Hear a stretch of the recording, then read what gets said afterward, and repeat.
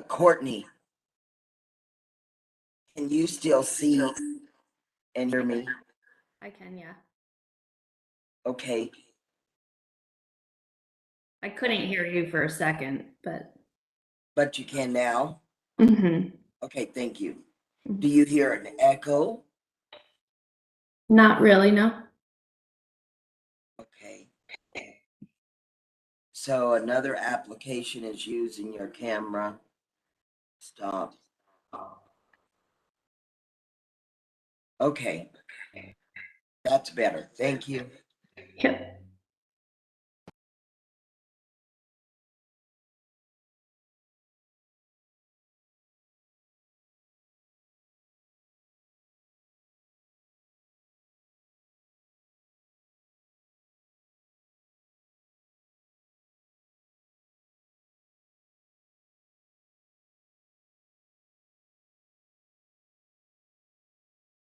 Oh, Courtney, can you hear me?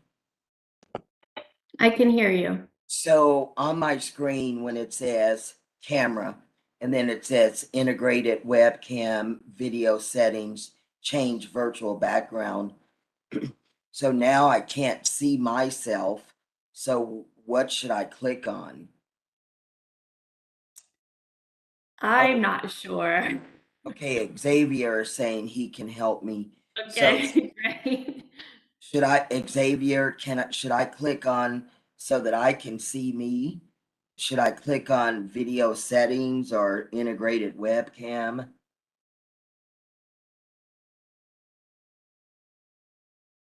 Oh. Well.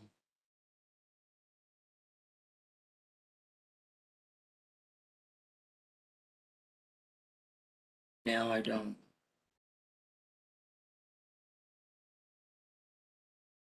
Oh, I see me now.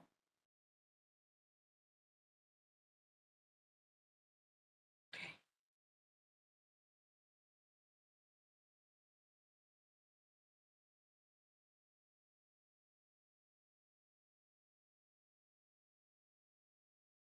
The Joint Committee on Administrative Rules and Regulations will come to order. And want to welcome everyone who's here in person and following along online as well. And our first item on the agenda is the approval of the April 26th and May 23rd, 2022 minutes. Is there any discussion or comment regarding the minutes, or is there a motion? Madam Chair, I move that we approve the minutes as written. For April 26th and May 23rd, 2022? Yes, ma'am. Thank you. And Senator Falscudo, I'll second. All right, second from Senator Falscudo. Thank you, Senator. Committee, any discussion?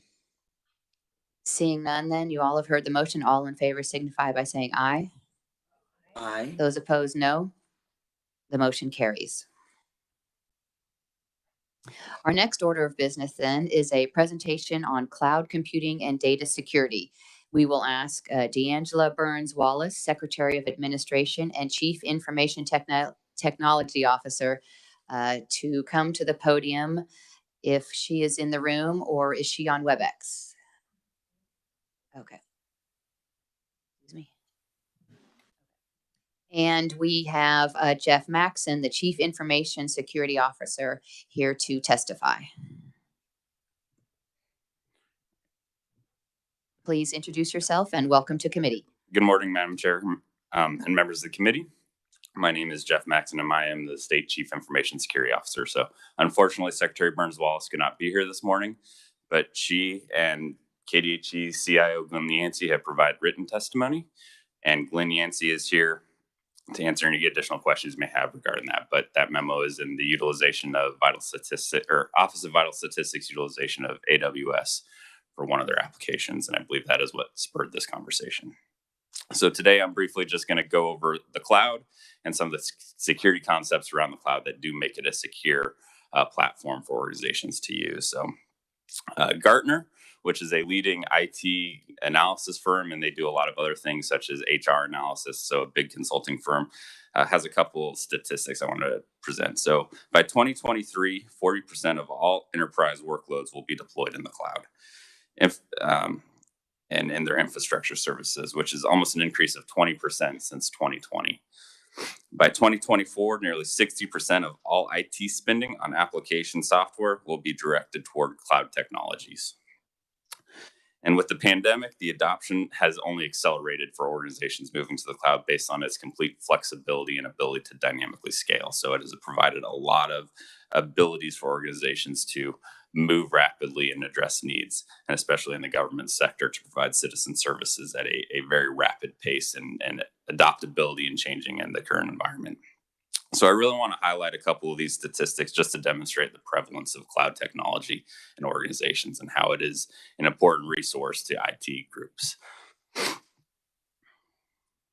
So in 2010, the federal government adopted what they called the Cloud First strategy. And that was where new systems that the federal government was putting together, they needed to evaluate the cloud as its first implementation point. So they wanted to move their systems to the cloud first before looking and evaluating anything on-prem. In 2019, that policy was modified to become the Federal Cloud Smart Policy. Again, very similar, encouraging all federal agencies to move to the cloud, but again, spending a little more deliberate approach in analyzing their systems as they move them to the cloud. And so many states have adopted this similar policy. So Arizona is a leading example where they have adopted a cloud-first strategy, and they have pushed many of their systems to the cloud to help them provide citizen services to that state. And again, that is just one example. Many states have kind of adopted that cloud-first strategy. Again, it has offset a lot of risks and has put them in a better position to handle the evolving environment that information technology is. So another statistic I want to outline. So every year, the National Association of State Chief Information Officers, known as NASCIO, surveys all state CIOs on their top priorities. And they develop a top 10 priority list every year. And so for the better part of the past decade, cloud technologies and cloud adoption has been one of the top 10 priorities of all state CIOs across the country. So again, this is something that has become a very important tool in the IT toolbox for state organizations. So again, just want to bring that up. So cloud computing is a paradigm shift from what we have traditionally done with IT in the various agencies. And it doesn't mean that it is a less secure environment. Using vendors to help us manage systems, host systems for us is a common practice in IT. Cloud is just another adaptation of that. And so cloud environments, as I will get into, can be just as secure, if not more secure, than on-premise environments. I'll highlight some of the reasons why they can be more secure. And so when we talk about cybersecurity and information security, there's three pillars I want to bring up that we look at from every perspective, and that is confidentiality, integrity, and availability of the data. So really, when we look at that, we look at the lens of how we're protecting the data from unauthorized disclosure, ensuring that data is correct and not inappropriate, and then making sure that data is available when it's needed.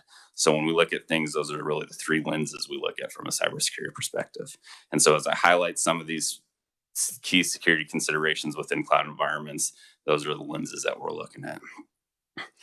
So one of the things I want to highlight is a lot of these cloud vendors that are providing these services are pouring a significant amount of money into these services. This is a profit center for them. And so they are investing in it. They're investing in the research and development of these technologies because this is the way it is going. So they are pouring the resources into making these secure environments for their clients. If they have issues, they lose that business, that money stream goes away. So again, this is something where they're heavily investing their resources to provide these capabilities out to customers. So most cloud services are subscription based, which again, this is transitioning organizations away from those large capital expenditure models to a more predictable operating expenditure model. And so there is a lot of benefit from that. So this allows agencies to, again, have a predictable and stable IT budget through the years, as opposed to neglecting system upgrades because they have a large capital expenditure every 5, 6, 7 years. So This is something that definitely helps agencies from the budgeting perspective to have a predictable budget and not have to come asking for large enhancements to upgrade a system because of a capital expenditure. So again, this helps reduce risk to agencies by having old, outdated systems that are unsecure by moving them to the cloud. And again, cloud solutions I mentioned offer a lot of great scalability and flexibility to adapt to environments to make sure demands are met of the citizens. So if a certain time of year where, for example, application processing is higher, they can scale it up to make sure citizens aren't waiting for the system to catch up, things like that. So a lot of these technologies in there help us provide better services to citizens on demand. And with that on demand, again, that helps control costs as well. And one of the big things with cloud technology is a lot of the security tools are integrated into the platform directly, as opposed to us having to go out, buy a piece of hardware, configure it, set it up, manage it. With cloud technologies, a lot of it is just configuring a couple checkboxes and managing it directly within the platform. So again, it does actually consolidate the management from a security perspective and provide us additional capabilities we might not traditionally have on premise, because we are leveraging the cloud. Because again, they're pouring those to make them native into the application and into the platform as well. Another benefit cloud provided is a lot of them do provide secure templates that are pre-built that organizations can leverage and not have to try and configure and build themselves. So again, this reduces errors by employees by having them already there. We're not having to try and manually go through a list of configurations where if we miss something, we expose ourselves. A lot of those templates are pre-built and allow the agencies and organizations just to pull them down. And again, saves time, saves resources, and is more secure. And another key security feature that the clouds provide that not traditional on-premise doesn't provide is the ability to highly segment environments. So when we talk about segmenting environments, we want specific applications siloed from other applications. This essentially limits what we call the blast radius. If there was a compromise, we keep it very limited to certain environments. And again, that allows better control of those resources to prevent exposure and also to minimize damage. So again, it's the unfortunate place we're at. The conversation is not if we're going to have some sort of compromise, let's win. So how do we also look at it from that lens and try and isolate resources to best protect them as possible?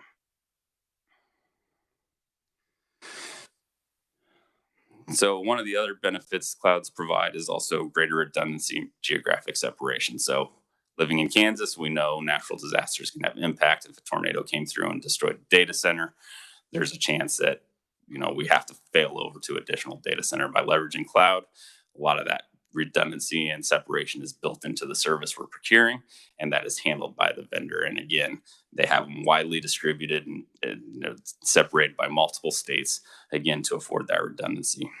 And that ensures the survivability of our system. So we do not have to worry about, if we do have a disaster, there's a disaster at the data center, our services will still be available. We can still provide them to citizens. And again, especially as we've learned through the pandemic and other disasters, we want to make sure our services are available for those citizens impacted in a timely fashion. Another key feature that the cloud allows us to do is the ability to leverage automation for security. So again, security is a very intensive process with a lot of manual work. By adopting cloud technologies, we can begin to automate it. It reduces the workload and burden on security staff by allowing it to basically monitor the system and make corrections for us without us having to intervene. So again, this is a technology that isn't traditional on-prem. If it is, very intensive to set up, very expensive to set up, natively built into the cloud, and that benefits a lot of organizations. And again, one of the other things that we see with cloud platforms is the vendors with a solution called software as a service, where a vendor is basically providing us an application. The vendors stay on top of keeping that software up to date. We don't have to rely on organizations to manually try and patch or get into some sort of vendor patch cycle where we might have to wait 6 months for the vendor to have time. They're staying on top of keeping these systems patched. So again, that removes another burden off the agencies to keep them secure. And again, they are also doing this at the hardware layer as well. So they're keeping their hardware and their software at the lower levels up to date. Again, that is something that we see organizations struggle with. This takes some of the burden off them and keeping those systems up to date. So again, a benefit of migrating to cloud technologies. So one of the other key pieces that I know concerns a lot of people, a lot of cloud providers, they've set up technologies to basically segment customers. So customers can't access other customers' data. They are in isolated workloads to keep them completely separate from any other customer. And along with this, they offer technologies to encrypt all the data. So when we provide data to a cloud service provider, the cloud service provider doesn't necessarily have the ability to see the data because we are encrypting it prior to it going into the cloud. And so again, that is one of the recommended and common best practices. We can control the what we call the encryption keys, which is basically the ability to decrypt the data. The cloud service provider doesn't ever have access to the data. And again, a lot of cloud service providers don't want access to the data because that opens them up to a huge degree of liability that they just don't want. So they try and work with their customers and make sure that data is encrypted prior to going into the cloud. And a lot of cloud service providers, again, have been working with the federal government for a while, and the federal government has developed a program called the Fedramp, which is the Federal Risk and Authorization Management Program. So if you're a cloud service provider wanting to provide cloud services to the federal government, you have to go through this very large accreditation process, which means you are following the federal security framework and federal security guidelines in order to provide services to the federal government. This is a very tedious and expensive process. And so they do develop what they call government tenants, which are specifically for government-only entities. And some of the things that provides is a guaranteed data stays within the continental United States. There are no outside connections to other countries. It also ensures that the provider is providing screened personnel to provide services that reside purely in the United States. So again, there's no outside access, as well as, again, going through that strict process. So when we deal with agencies, we highly recommend and encourage them to only look at government tenants that are provided by cloud solution providers. And so, again, this is a key control. There are some new aspects that are popping up that are specifically for state-centered. There's a new program called StateRamp, which is basically a collation. It's a nonprofit, but has a lot of input from the various states to, again, a similar program, but not as expensive or costly for cloud vendors. When we look at the FedRamp, those are really your big players that are in that FedRamp space. AWS, which is Amazon, Microsoft, Google, organizations like that. So I hope that kind of gave a high level of kind of the security controls that are put in place. Again, is my opinion that cloud environments can actually be more secure than environments on-prem when managed appropriately. And again, CIO for KDG, Glenn Yancey, is here to discuss any additional questions that might be with the Office of Vital Statistics. And that concludes my presentation. So I'll stand for questions. Thank you, Mr. Maxon. Committee, are there any questions for Mr. Maxon? Yes, Senator Tyson. Thank you, Madam Chairman. I realize it may be before your time, understanding architects, that we used to have a black box on our desk and a mainframe. Yep. And the model that you're suggesting is going to that. It's full circle. Yes, it is. And there are concerns with both sides. Yep. I know you've done a very good job selling the cloud, but it also has its downsides too. And I would ask that you make the committee aware of those also.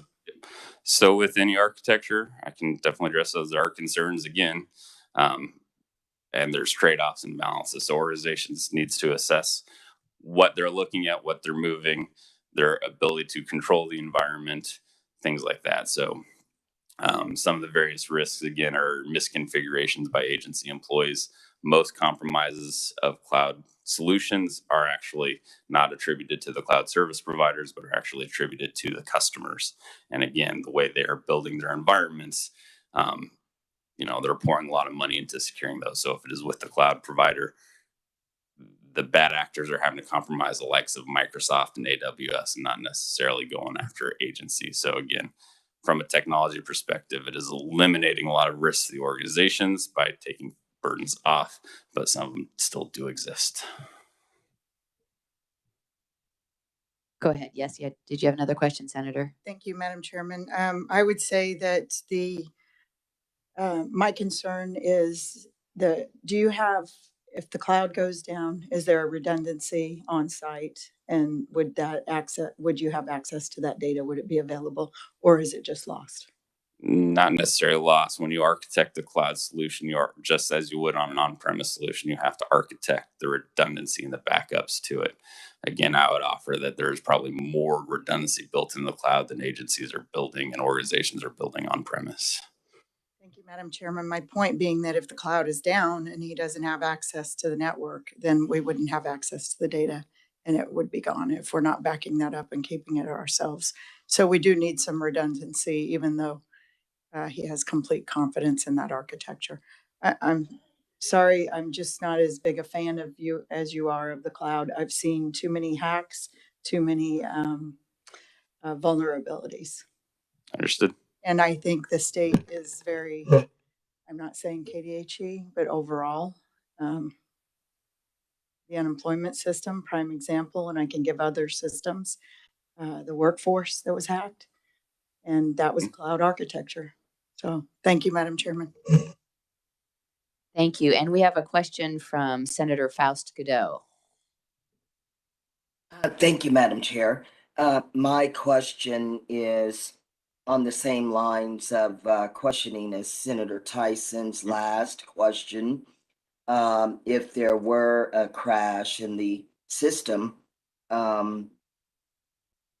you said that there would be a backup mechanism, but would our constituents still be able to contact that agency, let's say, to get that information, a hard copy, an email, and certainly understanding that technology is our future, understanding that, but would that snail mail information be still there somehow for our constituents to access? Thank you. Yep. And so thank you for that question. Just as with any IT infrastructure, an outage is an outage, and that typically makes the data unavailable. Now, again, it's how you architect the systems and solutions to ensure that you can maintain as much availability as possible. So that applies to both on-premise solutions and cloud solutions. And so with that being said, no matter where you are, you need to develop a disaster recovery plan to address those situations when the system may suffer an outage. Thank you. Committee, other questions? Seeing none, then thank you very much for your testimony, your presentation today, and it was very informative. Thank you. Thank you.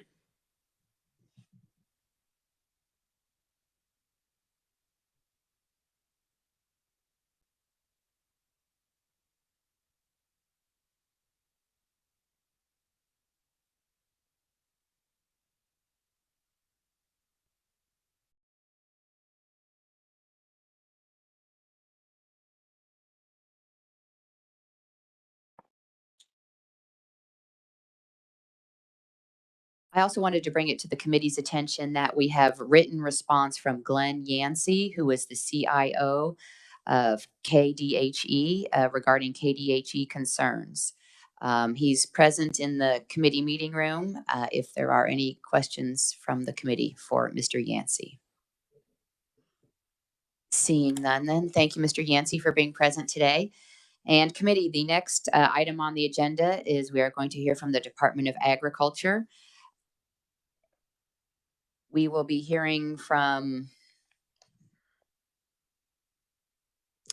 Stephanie Kramer, staff attorney. Please introduce yourself and welcome to committee.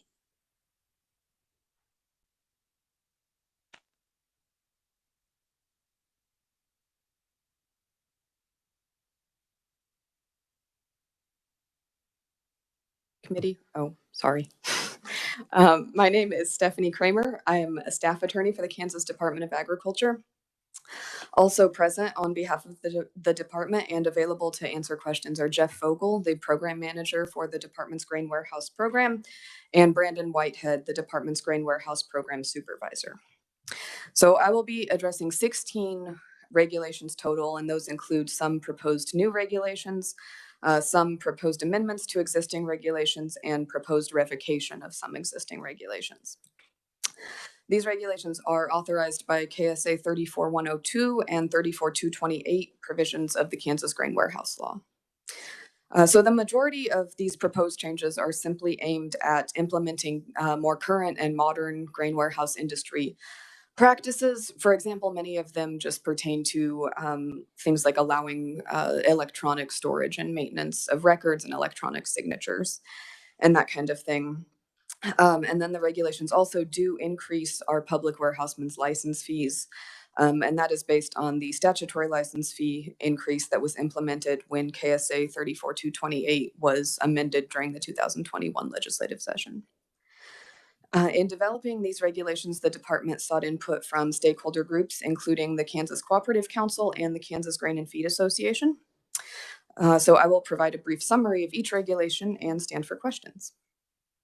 KAR 425-1A provides definitions relevant to and used throughout the regulations.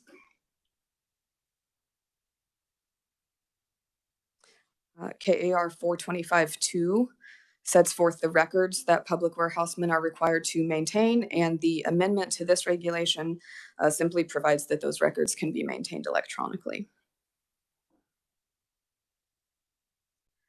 425.5 pertains to licensed capacity requirements for public warehouses. This regulation is proposed for revocation, but it is not actually going away. It's just proposed to be moved into a new regulation. We're adding that sets forth new requirements for additional types of storage capacity. So just trying to think about keeping the set of regulations arranged in the most logical and cohesive fashion. So no material change with that revocation.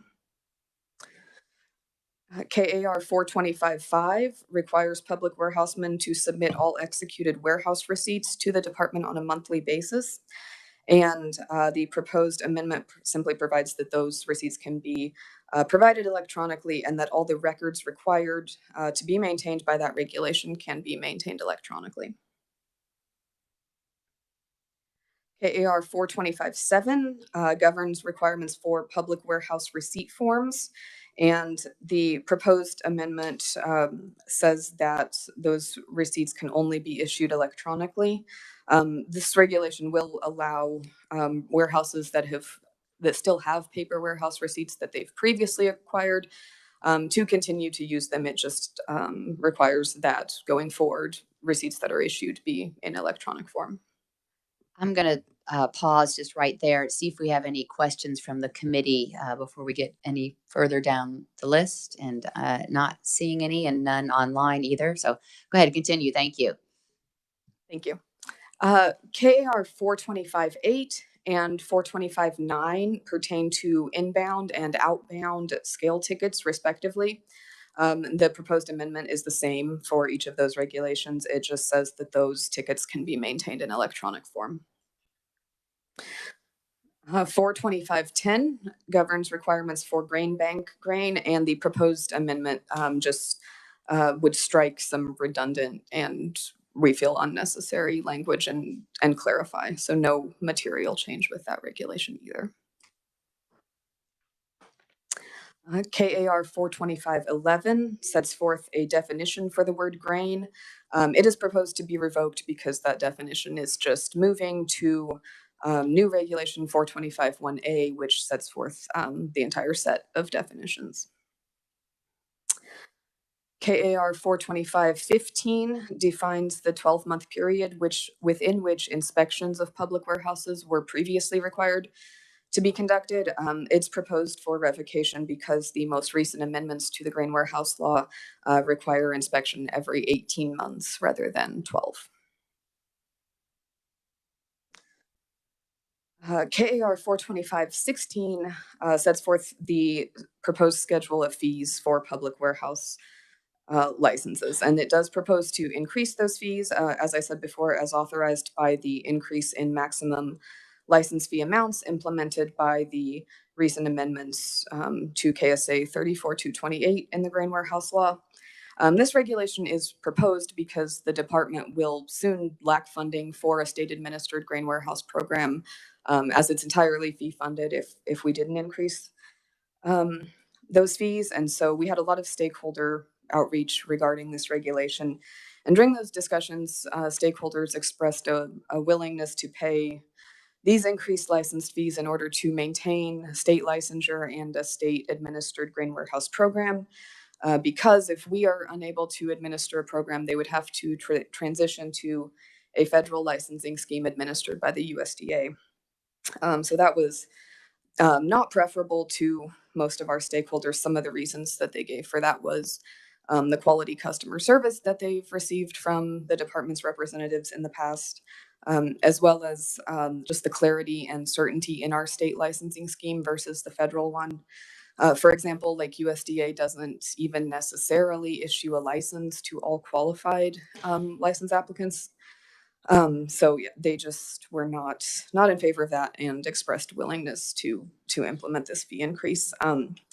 Additionally, the proposed fee schedule does implement only half of the fee increase that was originally contemplated and that would have been necessary to fully fund the program in the future through license fee increases alone, as additional funding was provided for that during the 2022 legislative session.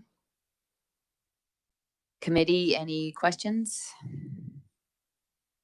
All right, seeing none, go ahead. Thank you. KAR 42519 is a new regulation that establishes requirements for licensed, conditional, and emergency storage spaces. So licensed storage is like just the normal storage that a warehouse uses regularly that they list on their main application. So pertaining to that type of storage, the regulation sets forth requirements for how we're going to make sure that those structures are adequate to maintain the quality of stored grain, primarily like having adequate sidewalls and coverings and that kind of thing. So then conditional storage is a type of storage that is a physical structure and basically is adequate to maintain the quality of grain, but is just not part of the normal licensed storage. And then emergency storage could be a physical structure that is not necessarily adequate to maintain the quality of grain, at least indefinitely. Or it could be not a structure at all. A common type of emergency storage is called ground piles, where grain is literally just stored in a pile on the ground. So those types of storage are really important to the functioning of grain warehouses during high volume intake times like harvest. And those practices are really widely used in the industry. So this regulation just seeks to sort of officially recognize those important types of storage and be clear on the requirements pertaining to that. It also implements some protections for producers that are important in those types of storage, like setting dates by which grain has to be moved out of conditional and emergency storage into licensed storage.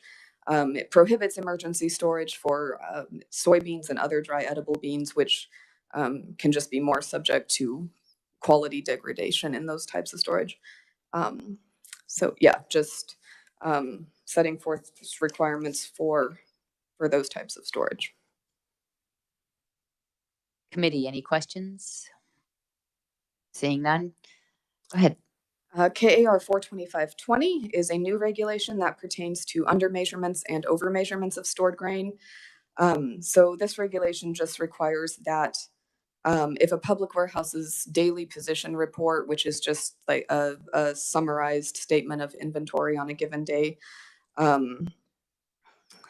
requires that not reflect significantly more grain than the warehouse actually possesses. Of KAR 42521 is a new regulation that pertains to unpaid grain contracts, which is just a contract where the grain has been delivered but payment has not yet been provided. It requires that those contracts be either signed or confirmed in writing by both parties within 30 days of the contract being entered into, and it provides that those contracts can be in electronic form or any other form that's just adequate to verify them. It requires unpaid grain contracts to be maintained basically in a manner that allows us to easily identify them and verify them during an examination. and that unfulfilled contracts be stored separately from fulfilled contracts. Committee, do we have questions? Yes, Representative Wassinger. Thank you, Madam Chair. Forgive me.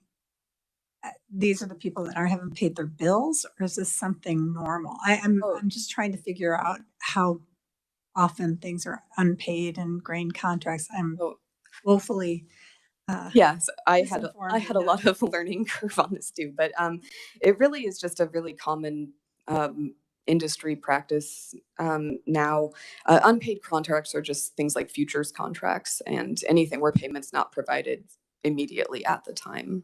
So not anything with like a delinquency of payment or anything like that. All right. Thank you very much. KAR 42522 is a new regulation that provides that the department can refuse to perform an inspection of a warehouse if it's in such a condition that it can't be examined adequately or that it presents a danger to the health and safety of examination personnel, and that if an examination is refused pursuant to that regulation, then any grain that is not examined can't be used to cover the warehouse's liabilities at that time. And then KAR 42523 is a new regulation that governs disciplinary actions for public warehousemen who violate the Kansas Grain Warehouse Law. So it provides that they will be issued what we've called a report of conditions that sets forth the violations that were found and gives them 15 days to submit to us either how they have corrected them or how they plan to correct them. So really just intending to provide an avenue for more minor violations to have an opportunity to be corrected without facing harsher action. Thank you. Committee, do we have any questions? Representative Wagner. Thank you, Madam Chairman. I did want to jump back to on the fees and charges. You made the comment that originally the fees were going to go up much more, but then there was some special funding, like what percent of the whole operation is now being paid for by the taxpayers versus being paid for by the fees? So of the increase, it's almost exactly half. I see. And where's the funding coming from, or what? I'm a little confused as to on fee funded. You know, I thought fee funded meant fee funded and not subsidized. But yeah, sure. I'm going to have Mr. Vogel speak to that, if that's all right. Mr. Vogel, yes, if you want to introduce yourself, and welcome to committee. Thank you, Madam Chair. I'm Jeff Vogel, the Program Manager of the Grain Warehouse Program at the Kansas Department of Agriculture. Leading into this point, the Grain Warehouse Program had about $142,000 plus or minus in state general fund, and about $300,000 in fees generated by these licensing fees. Discussing this issue or the underfunding of the program with stakeholders, we discussed $120,000 more funding that we needed to fund the program and correct the deficit spending, or at least the deficit of the program, to make it continue. And so we decided and set forth in Senate Bill 163, the bill in the 2021 legislature, increased the maximum amount of fees, the maximum cap, to generate that $120,000 deficit, or increase in fees. But through discussions that stakeholders, Kansas Grain and Feed, had with some of the budget committees, they asked for $60,000 additional in state general fund money to fund the program. Well, it would be the $142,000 plus $60,000, so about $200,000 in SGF, and then the other $60,000 would come from fee increases, and that's what's reflected in these regulations set forth. So, is essentially half of the proposed, or the maximum amount in statute is being proposed to be raised here. So it's the $60,000 in fees plus the $60,000 in state general fund money increase to give us the $120,000 necessary to fund the program going forward. So if I may run the math, so basically it's it will be going forward $200,000 basically in state general fund, and then about $400,000 in fees when all that is, if the 60 and 60. Yeah, almost. I think in fees will be in the $360,000 range. And yes, and $200,000 in SGF. All right, appreciate the explanation. Thank you, Madam Chairman. Thank you. Committee, other questions? Representative Sutton. Thank you, Madam Chair. Again, just for clarification, and you can shout from your chair as far as I'm concerned, or are we talking about $202,000 in perpetuity SGF spending, or was this just a one-time budget proviso? If you want to come to the microphone and introduce yourself again. Jeff Vogel, a program manager at Grain Warehouse. I believe in this last legislative session, it was for the next 2 fiscal years. That's what I was thinking, that was a proviso, but I wasn't 100% certain. Thanks for the clarification. Thank you, Madam Chair. Thank you. Committee, other questions? Seeing none, then thank you for your testimony here today. Appreciate you coming before the committee. Thank you. We also have committee, we have written only neutral testimony from Randy Stuckey, Kansas Grain and Feed Association.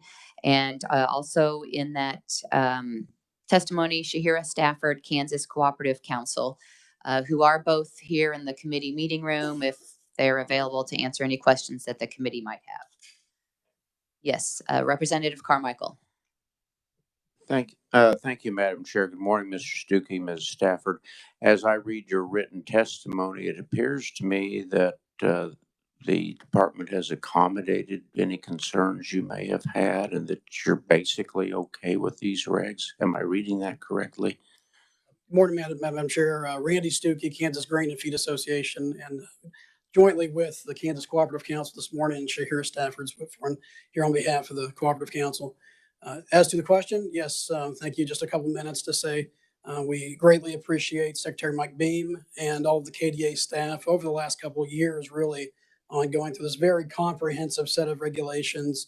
It hasn't been updated for a long time. The impetus was, in fact, the very large increase in fees that had to be brought to the industry for the very reason that was stated, that the program is going to be defunct as far as a state program. And so we understood the need to increase those fees and agreed to that. We also thought, out of both fairness to the industry and the fact that this program really isn't set up to, it regulates the industry, but it's on behalf of the producers, the ag producers, the farmers, the state of Kansas who store their grain within the warehouses. Now that's the public good that's being served here. For that reason, we asked for a little bit more SGF, $60,000 is what we asked for. Some of it to pay to set off some of that fee increase that was going to be otherwise absorbed by the industry. We greatly appreciate the legislature seeing the wisdom and paying for that public good. And so we appreciate that $60,000 and certainly hope that it will be going forward as well. But yes, to your point, Representative, the KDA was very gracious in reaching out multiple times to us over the last couple of years. And we did have a lot of back and forth on these very technical regulations that directly impact the way business is done in the state of Kansas for our industry. So we're satisfied at this point that most of our questions and concerns have been alleviated or even adopted into this regulation set, and stand behind in support of the regulations. Thank you, Mr. Stuckey. And Madam Chair, it's good to see some cooperation like this. Thank you. Thank you, committee. Thank you, Mr. Stuckey. Committee, other questions? I have one. Excuse me. Yes, Senator Faust-Godot. Thank you, Madam Chair. Randy, just tell me again, so the fee is being increased to what, from what amount? Thank you, Madam Chair. Yeah, it's thank you, Senator. The fees itself is a schedule of fees based on the bushel capacity of each individual elevator. So it's not just one individual fee. It's if you're from this size capacity to this size, you pay this fee or this increase in the fee. And I think there's 10 or 12 different categories from a very small elevator up to multiple million bushels of capacity. So it's a schedule. And I believe the percentage increase was around 44% proposed. And then I believe that was back down with that additional, again, $60,000 SGF. And that may not sound like a lot of money, but there's only so many grain elevators in the state of Kansas that would be absorbing all that increase. So for a little bit of SGF, it goes a long way in elongating, preserving the state-run program. Otherwise, they would all have to default to the USDA, which nobody would prefer. So it's a benefit to Kansans, you'd say. Oh, definitely. Thank you, Madam Chair. Thank you. Committee, other questions? Representative Sutton. Thank you, Madam Chair. And this has been hit on a couple of times. I just wanted to make sure that I have this clear in my mind. If this program were to go away, it would then be mandatory to default to the federal program? Right. So like many federal laws, the state is able to have primacy because the USDA recognizes that the state regulatory system exists. This exists in EPA and KDA, other KDA programs. So, but for the fact that the state program exists, they would be regulated by the USDA. Very much more cumbersome and hands-off approach by the federal regulators. It's just the nature of the program. We appreciate having this state level program from mostly the smaller elevators. Yeah, very good. Thank you. Thank you, Madam Chair. Thank you. Committee, other questions? Seeing none, I wanted to comment also that it's nice to see that these are proceeding and with cooperation and something to help benefit the industry and the state as well. So thank you for your testimony today as well. Appreciate it. Committee, then the next item on the agenda is the Board of Emergency Medical Services, and we have Joe House, Executive Director, here in person to testify.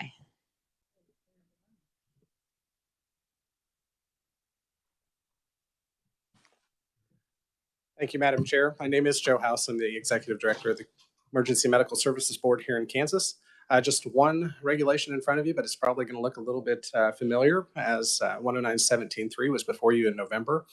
We made our first run at the 70% shot at the end of the year, found out that there were lots of different interpretations as to how that, which attempts could be counted or not. And so what's before you today is just the addition of 3 words to clearly identify that it is the first attempt that the student makes at taking the examination, and then just to allow a little bit onto that.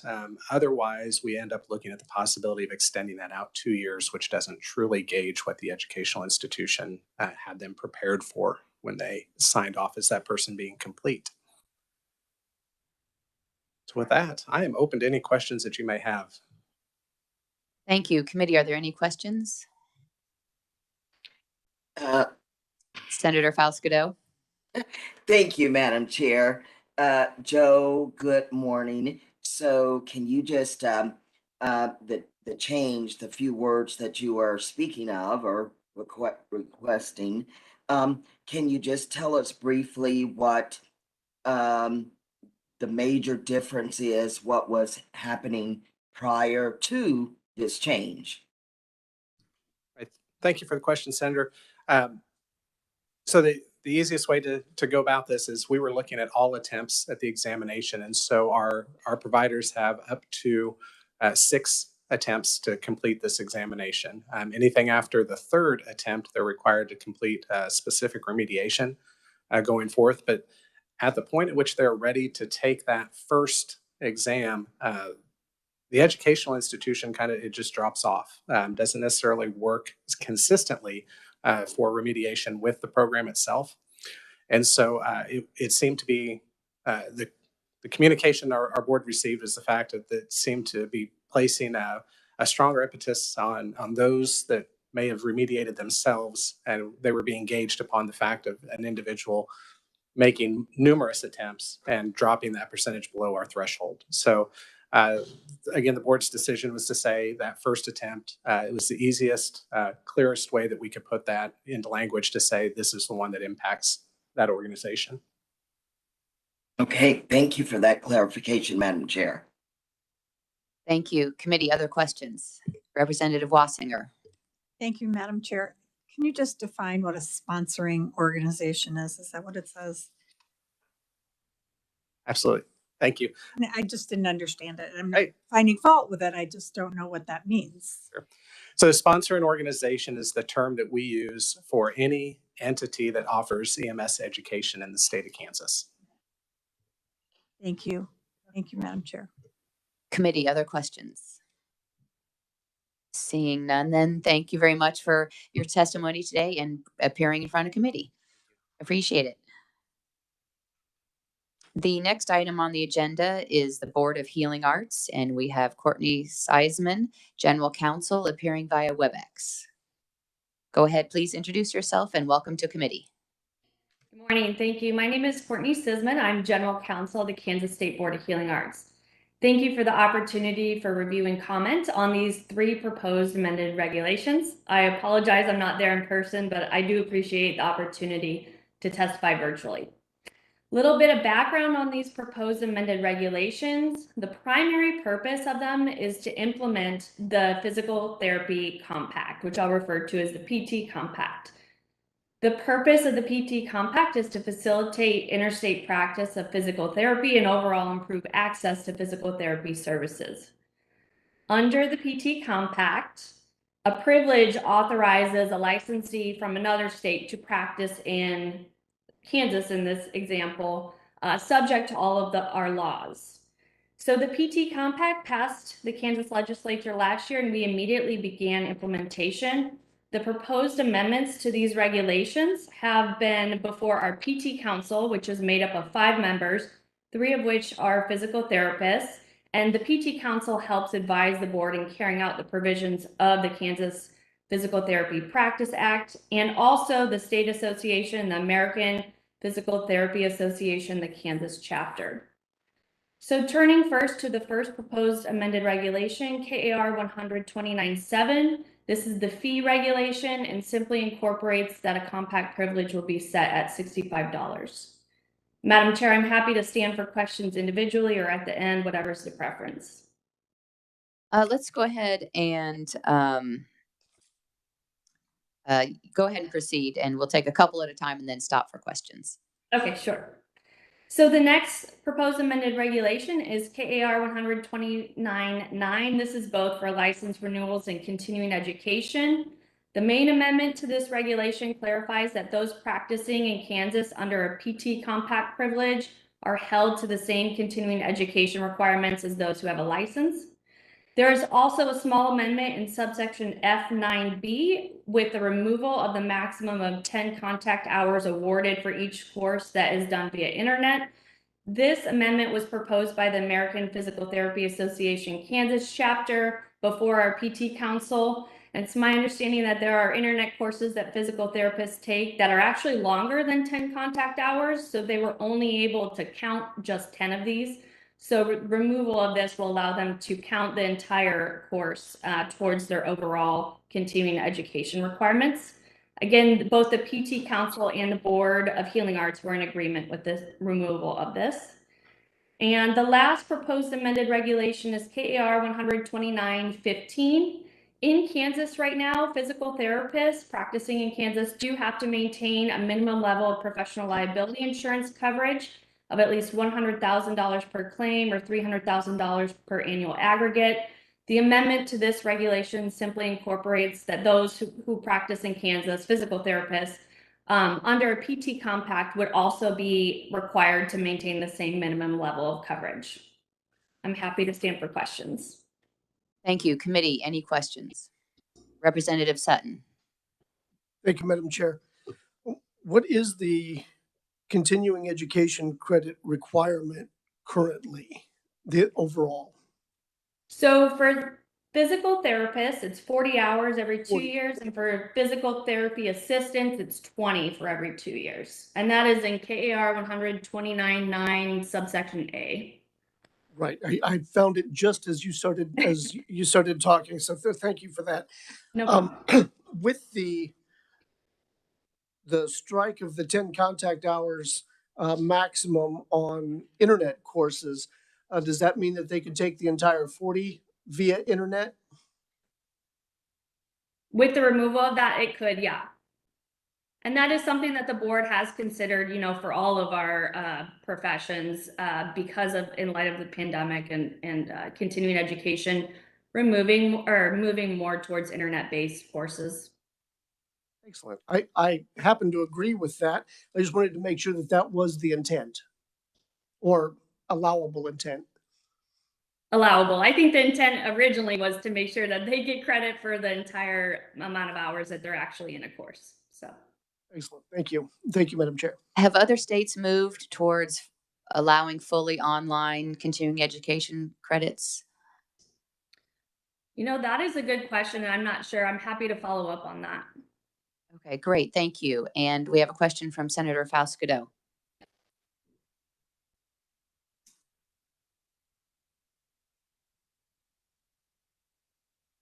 Are we not able to hear the senator, or? Can you hear me now? Yes, we can. You're unmuted. Okay. Appreciate that. Thank you, Madam Chair. Courtney, thank you for helping me with my voice check this morning. Madam Chair, I have two quick questions. One of them is relating to the KAR 129-9.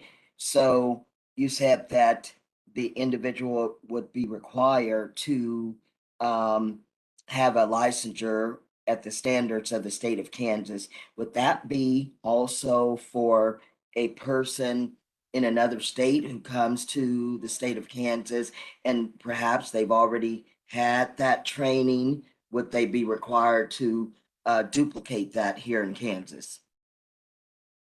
So I hope I'm understanding your question correctly. In Kansas, to practice as a physical therapist right now, you need a license to be a physical therapist or a physical therapy assistant. With the implementation of the physical therapy compact, an individual from a different state who's also a member, so Colorado is a PT compact member state, they hold a clean, valid license there. If they get a PT compact privilege to practice in Kansas, that will allow them to practice lawfully as well. So there's a licensure and privilege route. Okay, that answers that question, Madam Chair. And just one more, Courtney, relating to the insurance that they would be required to hold, would that be for an individual therapist or for the company they work for to hold that insurance? So that is for the individual therapist. I do realize that most PTs are, the coverage limits are within their employer's benefits. So. Okay, thank you, Madam Chair. Thank you. Committee, other questions? Representative Wassinger and then Senator Tyson. I would like to also thank you to helping to get online privileges for continuing education, particularly for people in the rural areas of the state that have more of a drive and more of a problem getting to some of these classes. So I appreciate that. Thank you. Thank you, Madam Chair. Senator Tyson. Thank you, Madam Chairman.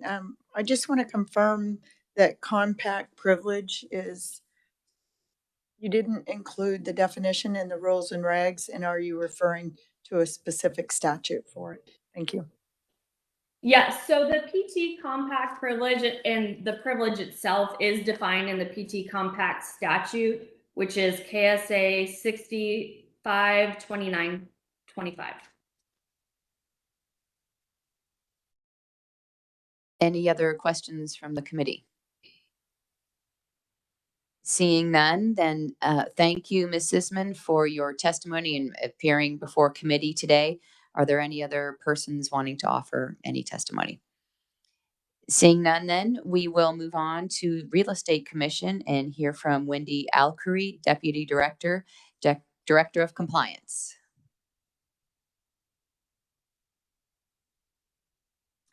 Do we have Ms. Alkery in the committee meeting room or on WebEx? We are a little bit ahead of schedule. Scheduled for 10:30, the Real Estate Commission is, so we're 30 minutes ahead. We can, do we have the Department of Health and Environment prepared and in the committee meeting room?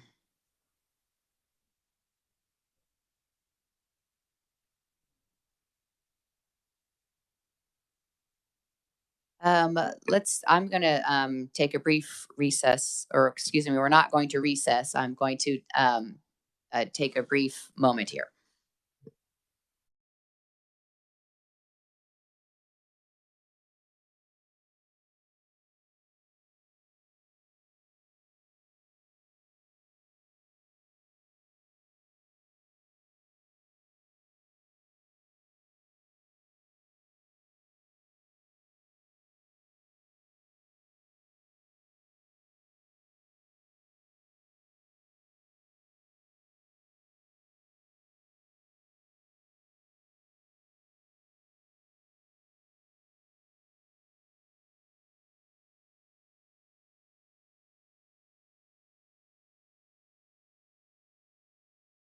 ballots on time and moving on schedule.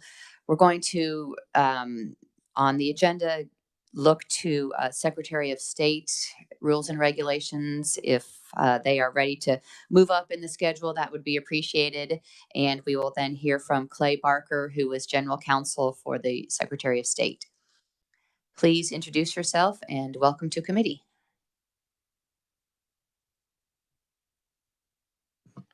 Thank you, Madam Chair, and thank you for allowing us to jump ahead of the agenda.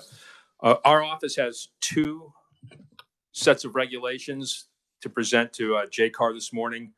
One is on signature regulations for ballots, and the other is on notary regulations. And I'll take the signature first. There were two regulations involved. 736.7, which was the old regulation that covered signatures, and part of that was removed and a few updates were done to it to make it comply with the new statutes. They're very minor. The body of the change was 736.9, which is brand new on signatures. And what it applies to is the signature on advanced ballot mail applications and the signature on the ballot envelope that is returned with a marked ballot inside of it. And the essence of this was to standardize the process across all 105 counties. What we did is we simply took the process that almost all the counties were doing anyway and set it down in regulation. And it works essentially like this. Document comes in with a signature, and at least two individuals who have been trained on signature verification, and admittedly this is not a KBI forensic signature comparison standard, but they received several hours of training that federal courts have found sufficient in other states.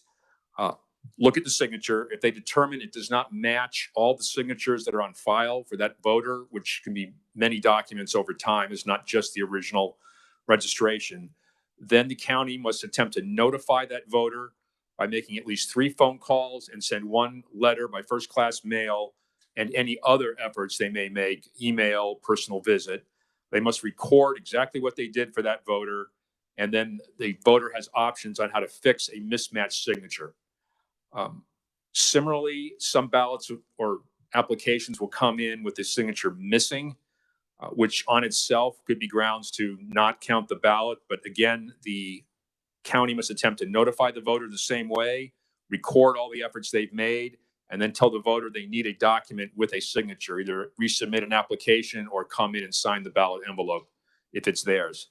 And again, this was it's essentially taking the process that's already in effect across the state, but standardizing it so there's no claims of violation of equal protection where a ballot may have been counted in one county, but not in another. Thank you. So currently it's each county has a signature verification process, and this is to provide standardization across the state for each county. Yes, Madam Chair, that's correct. This should not impose any burden on the counties or anything they're not probably already doing, but it sets down in one place, one standard for the entire state on signature verification. Thank you. Committee questions. We have Senator Faust Godot online and then Representative Wagner. Madam Chair, thank you so much. Clay, thank you so much for the presentation. Madam Chair, I am honored to say that the bill, the law that Clay is speaking of, that if a person returns their advance ballot without the signature, then the election office would contact that individual to get their signature. So honored to have introduced that legislation, Madam Chair. And so my question to Clay, I find that because I like to follow up on legislation that we pass and becomes law.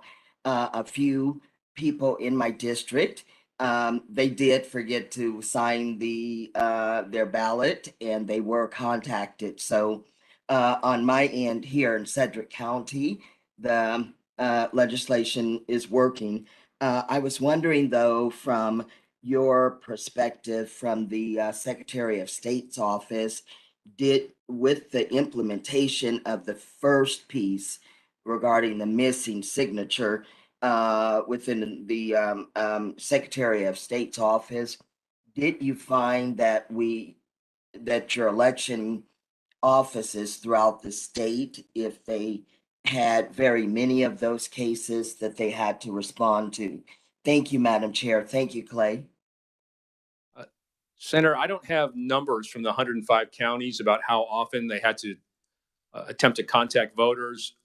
We did get some information from Johnson County that the most common issue was when one spouse signed the mail ballot envelope for both spouses. Probably never intended anything nefarious, just trying to help out, but you never know for sure. And so the county would have to contact the family and have somebody come in and fix the signature or verify that that was their ballot and come in and sign it, or ballot envelope, I should say. Well, Clay, I just wanted to say I appreciate the work the Secretary's office has done and is doing to deal with this situation, and it's working well in Sedgwick County. Thank you. Madam Chair, if I may add in, this regulation is already in place as a temporary, so it is being executed during this current primary election. The public hearing we have is August 5, right after the primary election, and I assume we may get some input from the field. If there's anything that needs to be adjusted on the regulation, we'll be listening for that. Thank you. Representative Wagner. Thank you, Madam Chairman. Yes, Mr. Barker, it's somewhat a similar question that I had that the Senator had as far as, and maybe it'd be worthwhile, I think, for us to have an understanding of the data as to with mail-in ballots, what percentage of the time is there a question about the signature? And as far as, I mean, I do know you guys catch quite a lot, and you do have things that end up being rejected or something, but just simply for the sake of the scope of this, it would be helpful information if I would presume your office would have that information. I mean, in a relative sense, at least, would you not? Representative, we don't. We could ask the counties for it because most of them are recording how many ballots come in with a mismatched signature and what they've done about it, or a missing signature. We could get the information for you, but our office doesn't collect that. Okay. Counties can record the information any way they want. Some may put it on the Elvis voter database. Others use Excel spreadsheets, or some just put it on paper. We could contact and find out for you. If I'm not, I mean, having been on house elections, I remember data as far as what percent of the ballots are like provisional ballots.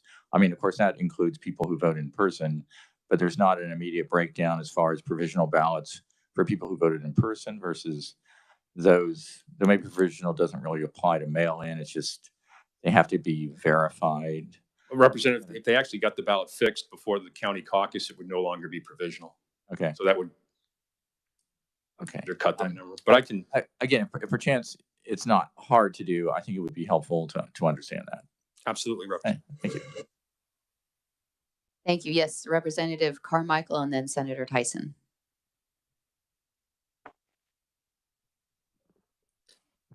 Thank you, Madam Chair. Good morning, Mr. Barker. I think I'm okay with all this. I just want to kind of work through it a little bit, make sure I'm on track. If I show up to vote in person at a polling place, I'm required to sign either the poll book or the electronic poll book, as I recall. Is there a signature verification process that takes place when I come in person and sign? No, there's not, Representative. The voter ID should take care of that, the name and picture, and then they ask you to state your name and address that should identify the voter. And then when I vote by mail, then as I recall, I have to provide at some point, I think it's actually with the application, either a current and valid, as you point out in this regulation, Kansas driver's license number, or a legible photocopy of other governmentally issued ID. Am I on track with that still?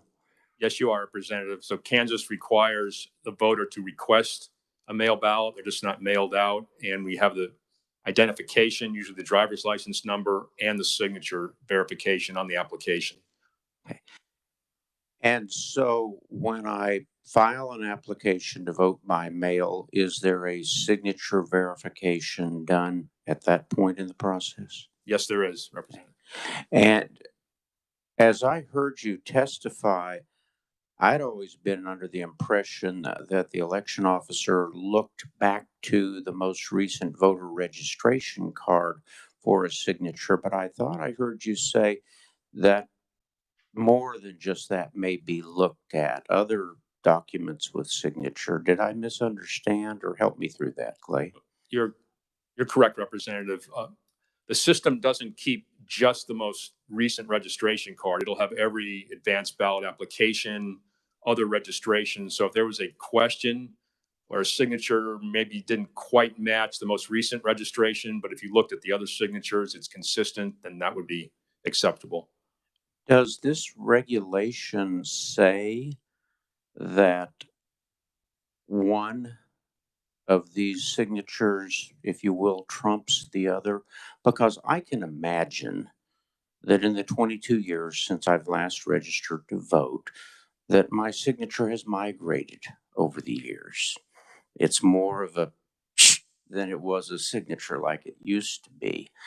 If you compare my signature on my voter registration card with my current typical signature, it may not be as close a match as perhaps an application for advanced ballot that I did 2 years ago. Do you look to both of these, or does one trump the other? How do you determine what is the legitimate signature with which you're supposed to compare? Representative, part of that would be up to the county. Again, it's two people, some even use three independent verifications, and it would be the whole, essentially the whole body of evidence.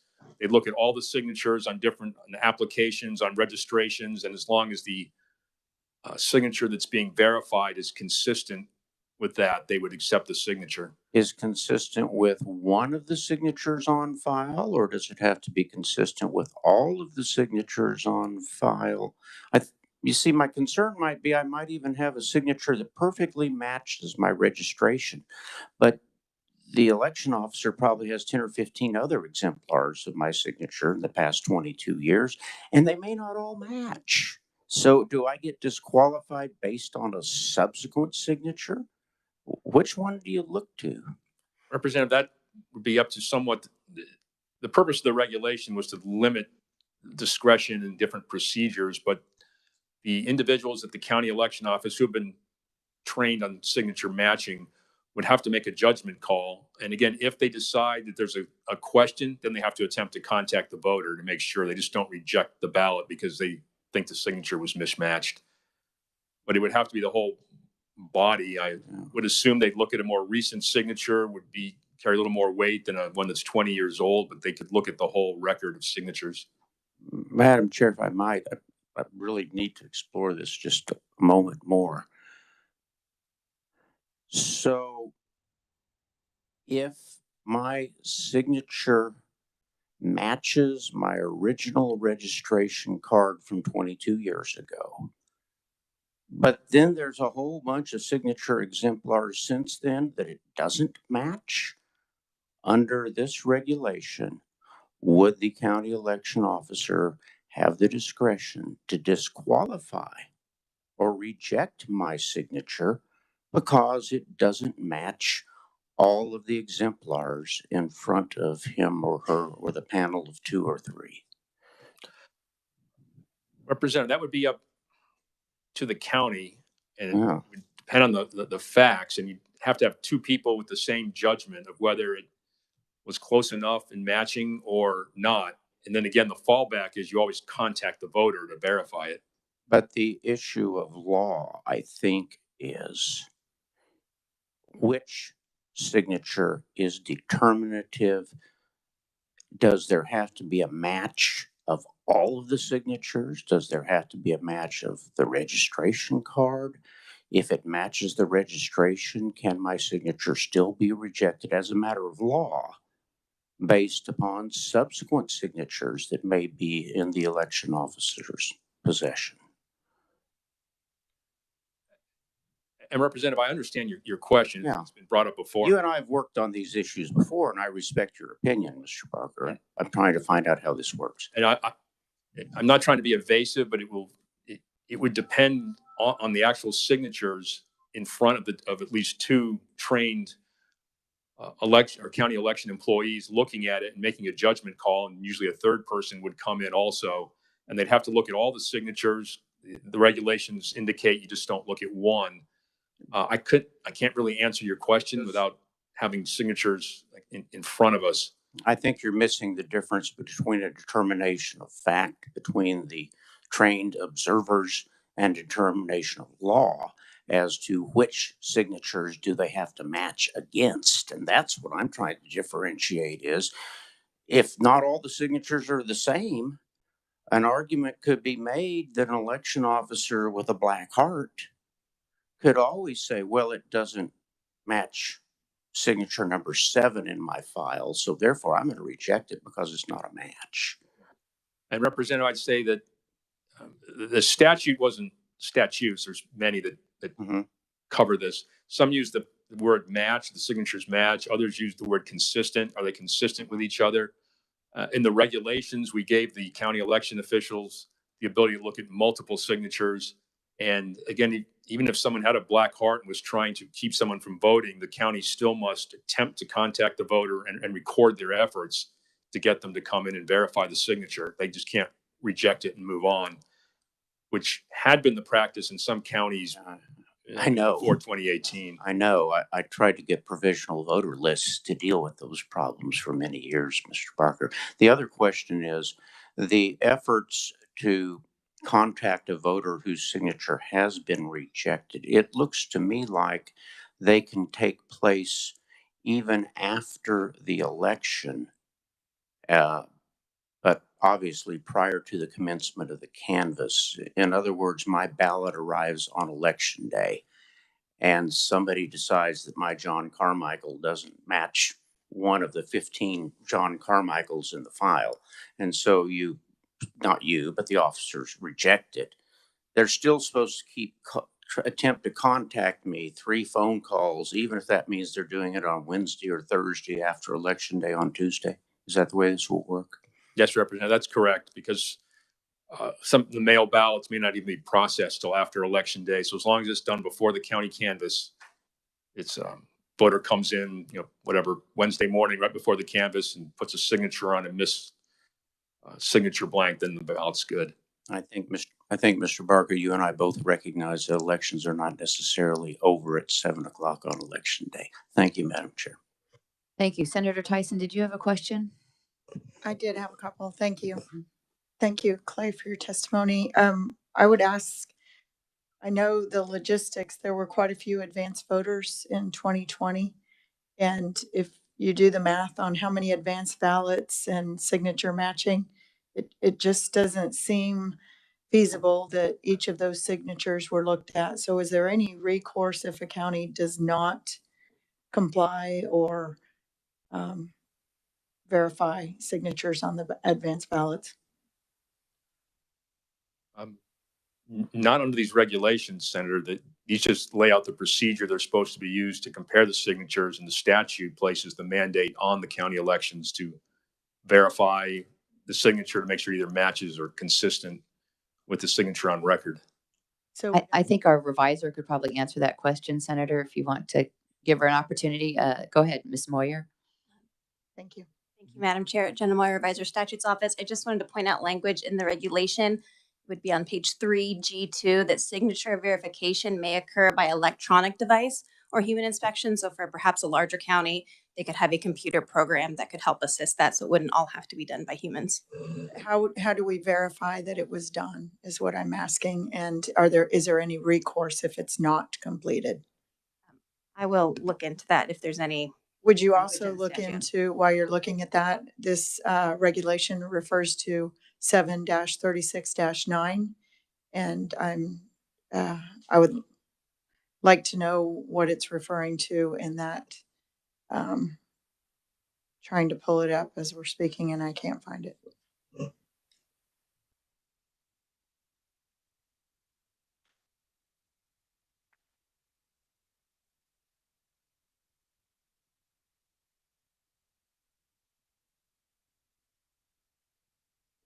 I see it on the next page. I just wanted to.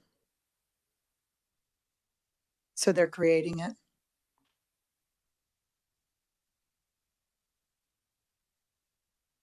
736-9 is new. It's Brand not new. amended. Yeah, it's brand new. That's what I wanted to confirm. And it replaced a much shorter paragraph that used to be in 736-7.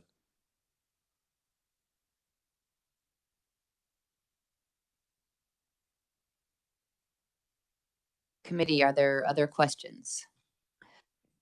Go ahead and then, oh, I'm sorry, Madam- Senator Faustido. Madam Chair and Clay or staff or whomever, Clay maybe, when you're looking at this, so would these requirements be the same for a person with a disability, whereas they would have their aide sign their signature along with that affidavit? And we know that people with disabilities and they have that turnover of caregivers.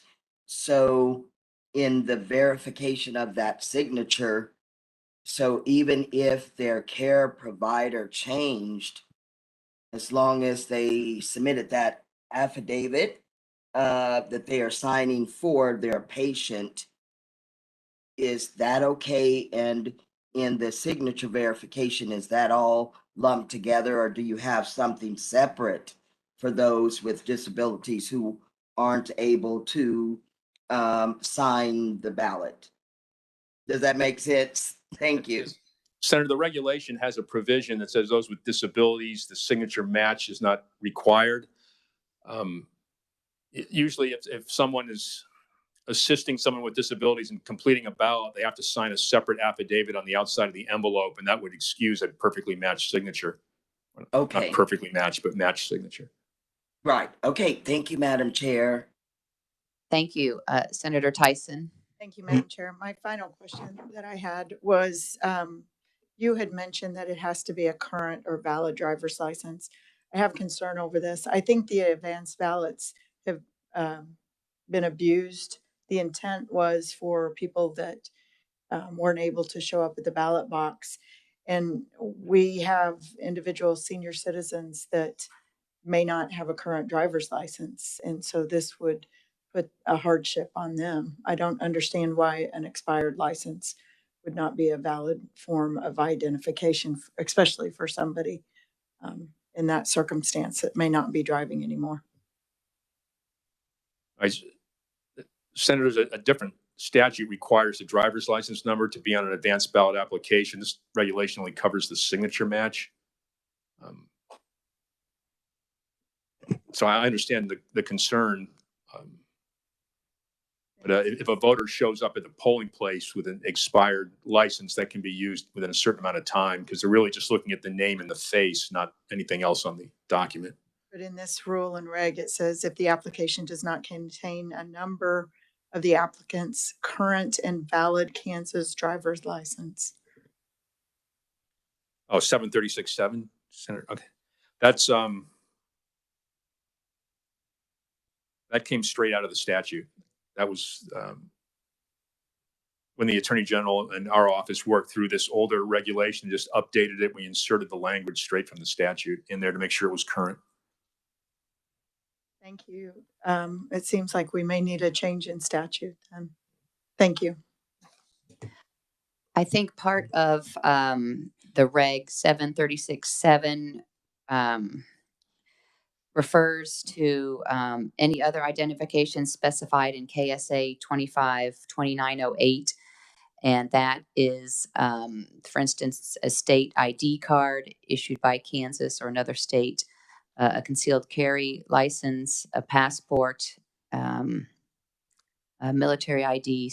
With respect, Senator. So, excuse me? With respect. Oh, sure. I understand that. But Okay, these so are I was just pointing those out. These are disabled individuals or senior citizens that are not keeping current on those identifications. Some of them may not even have a driver's license or ever had a driver's license. Right, and of course, then that would be something that, yeah, if it's not covered in here, the legislature would need to look at that and take care of that, because I think we should request an expired license to be allowed for especially individuals that are in harm's way. Yeah, something for the legislature to take up. Thank you. Representative Wagner. Thank you. Just a little bit in follow-up with some of the earlier questions. So so if there is a question about the signature being valid, all it does actually require is that the county gets a hold of the person involved.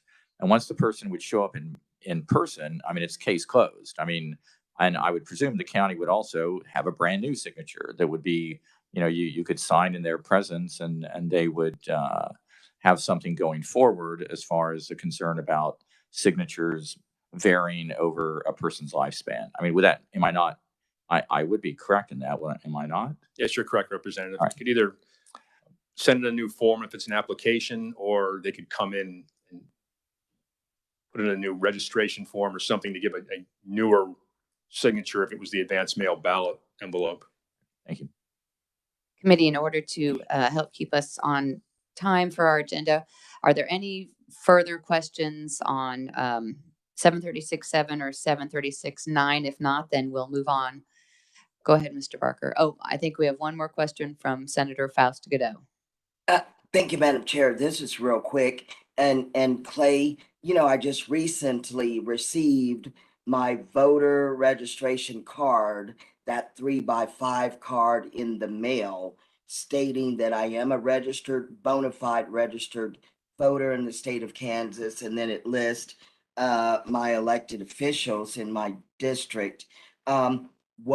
What is the benefit of that card if no one is able to utilize it to verify anything in order to vote?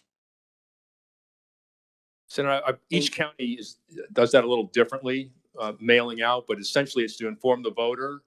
And if they no longer live at that address and there's no forwarding, the document will come back, and that can be a notification to county elections that perhaps that voter has moved on out of state or to a different county, and to flag it for further checking in the future. That does not take away your right to vote if it comes back. Okay, good answer, Clay. Thank you, Madam Chair. Thank you. Go ahead, Mr. Barker. All right, Madam Chair, again, Clay Barker, General Counsel of the Secretary of State, our second group of regulations. Last session, the legislature passed the revised Uniform Law and Notarial Acts, 31 statutes. It replaced a law that had been passed in 1984 to update notary practice in Kansas. One of the statutes in that bill identified 13 items and directed the secretary to make regulations concerning notaries. And the big change in that statute was it allowed electronic remote notarization, where the notary, as long as the notary is physically in Kansas, the individual whose signature is being notarized can be anywhere. Because of that, we eliminated 6 old regulations and issued 18 new ones. We based that on regulations issued by other states, discussions with stakeholders, and then working with the Attorney General and Department of Administration to get it right. And I won't go through a laundry list of everything that's done, but essentially it's the interaction between a traditional notary and electronic notary. Just because you're a traditional notary, you don't have to be an electronic notary. You can opt into that. Training required for electronic notarization, how to apply for electronic notarization in addition to traditional electronic stamp, a physical stamp, obviously just with ink. Electronics a little different. The journal, which I discussed with Representative Washinger this morning, a provision in the statute that may want to be looked at in the future. Fees for applying for electronic notarization. The certificates at the bottom of a form that used to be in statute is now in regulation. How to identify a remote individual and the procedures for that. The security of a notarized record, because it's electronic, once it's notarized, special code has to be put into it. So if there's any change to the document after it's been notarized, it will be clear to anyone looking at it. The standards for electronic notary providers, the commercial entities that provide this service. And again, it's kind of like a Zoom meeting. Everybody can see each other and just going through the process. Rules for records retention, and we formalized the process to make a complaint about a notary, which in the past hadn't been set forth.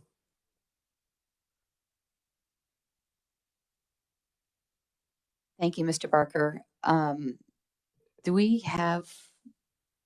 I have a note for staff just a moment.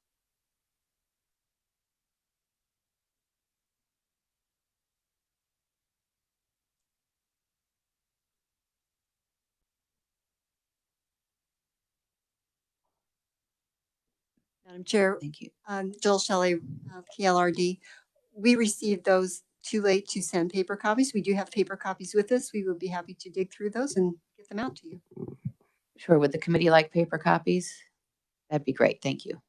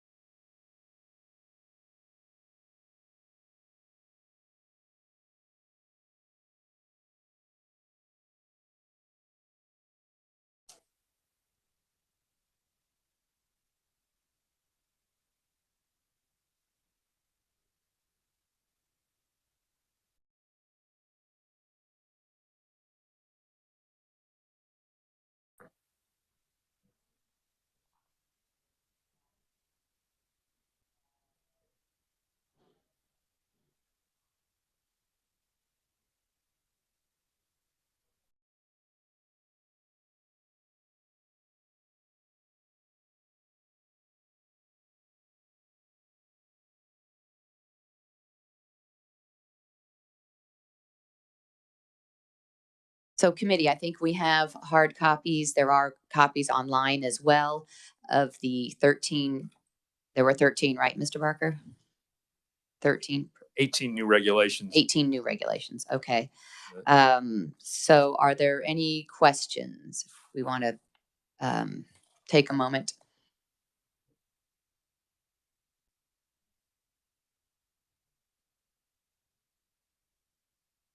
Go ahead, Representative Wassinger. The one thing I do have a problem with, and we discussed this and you alluded to that fact, is the notary journal, that they have to have a bound journal and write every single notarization that they've done and keep it for 10 years, which is great if you're doing camp notary work for your friends like I do, but it is tremendously burdensome to all of those people. And you mentioned some law enforcement, title companies, banks that do a lot of notaries. So I wanted to remind you that you're going to help me figure out how to get that taken out. And is it appropriate to take that out in this? So You have to mirror the other ones, correct? So we have to start at the beginning.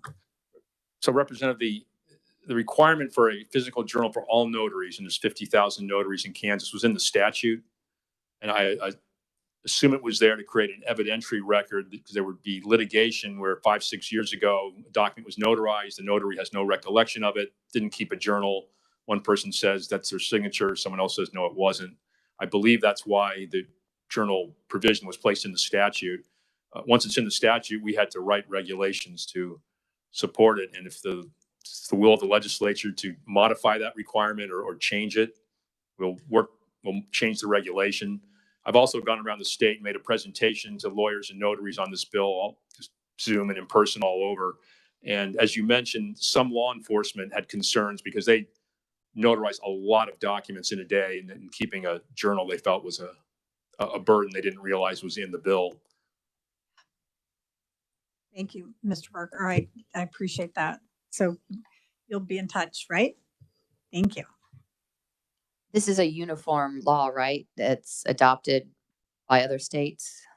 Yes, Senator, it's a uniform law. And I actually went in and read the part on the journal, and that was a pre-formatted piece, but it was optional with the state, whether they add it or not. You know, sometimes uniform laws will give you a provision that's just yes or no. Are these regulations then pretty standard for other states as well? We believe so, Madam Chair. We talked to other neighboring states and just got their regulations as a sample to start from, and then made sure it tracked Kansas and worked with the stakeholders that supported the bill. Our office was neutral because we just administer it. Right. And, we'd want to, I would think, look at other states, only to try to get some of the best practices and avoid the pitfalls that we might see in other states, so that we can have, like I said, the gold standard here in Kansas. Thank you. Committee, other questions for Mr. Barker? Senator Tyson. Thank you, Madam Chairman. I have not had a chance to read these. I'm not comfortable moving forward, but it's up to the committee's discretion. These were sent electronically. Is that right, Ms. Shelley? They were sent prior to today electronically. Is that right? Yes. Excuse me, but what date prior? And I read the packet that was mailed to me.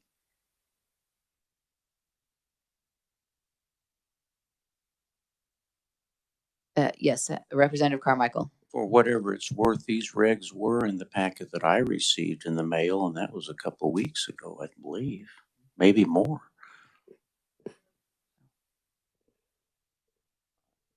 Brought it with me, blue piece of paper. I think so, but I could be wrong.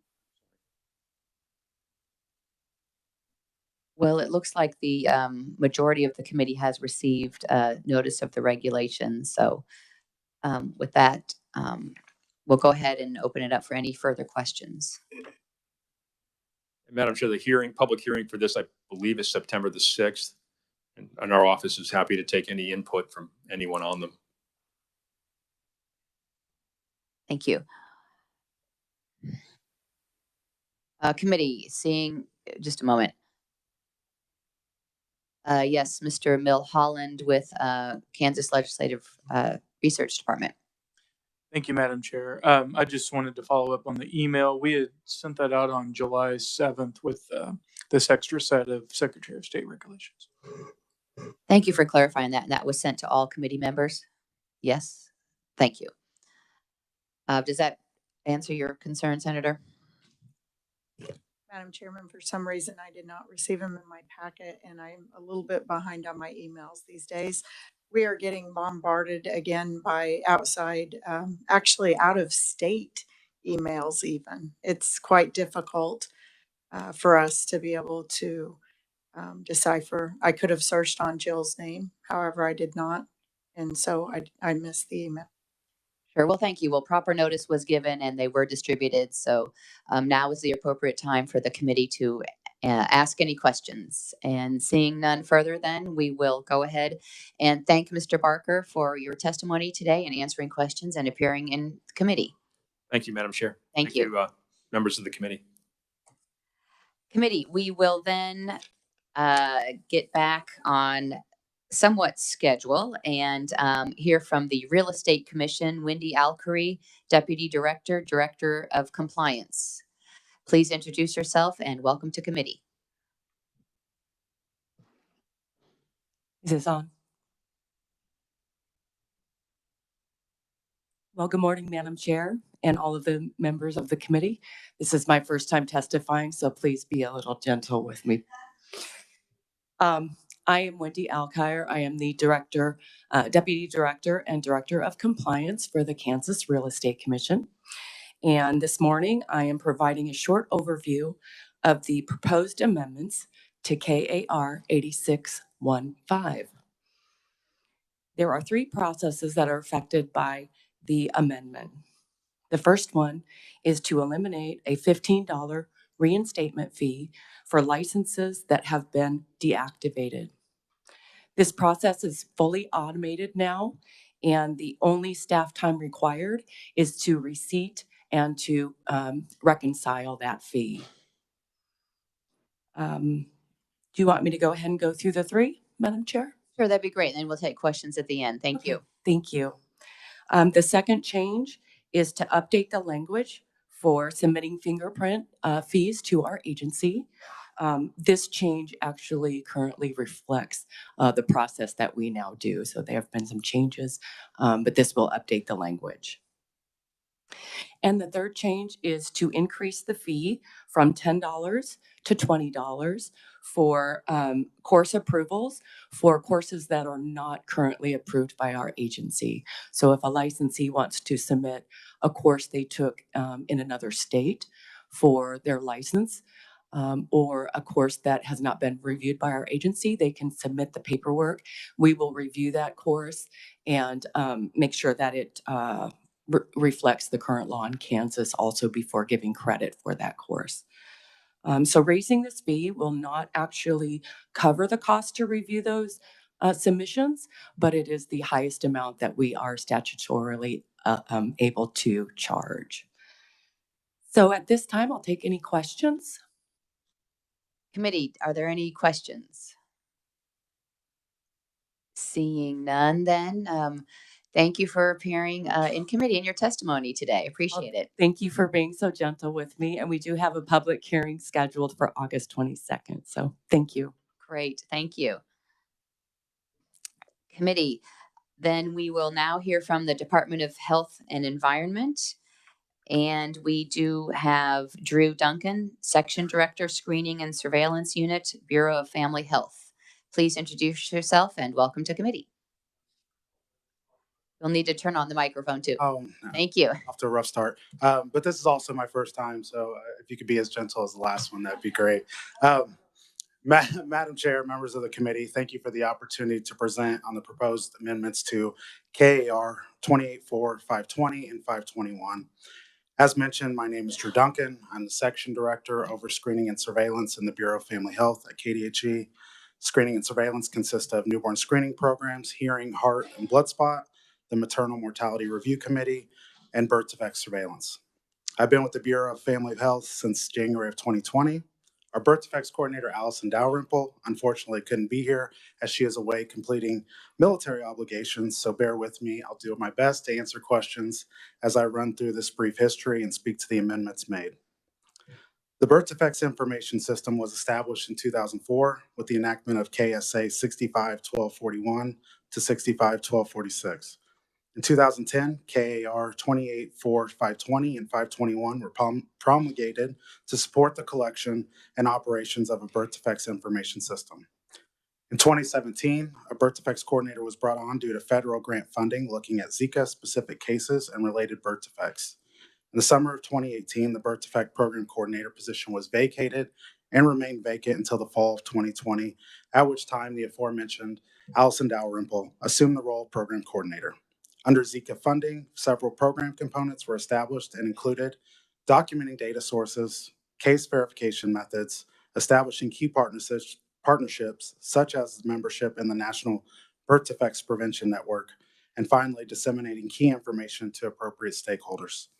Since 2020, key priorities of the birth defects program have been to reestablish data feeds into the birth defects system, re-engage local and national partners, begin case verification on core birth defects to support research and a referral program, as well as review birth defects regulations for amendments to align with national standards.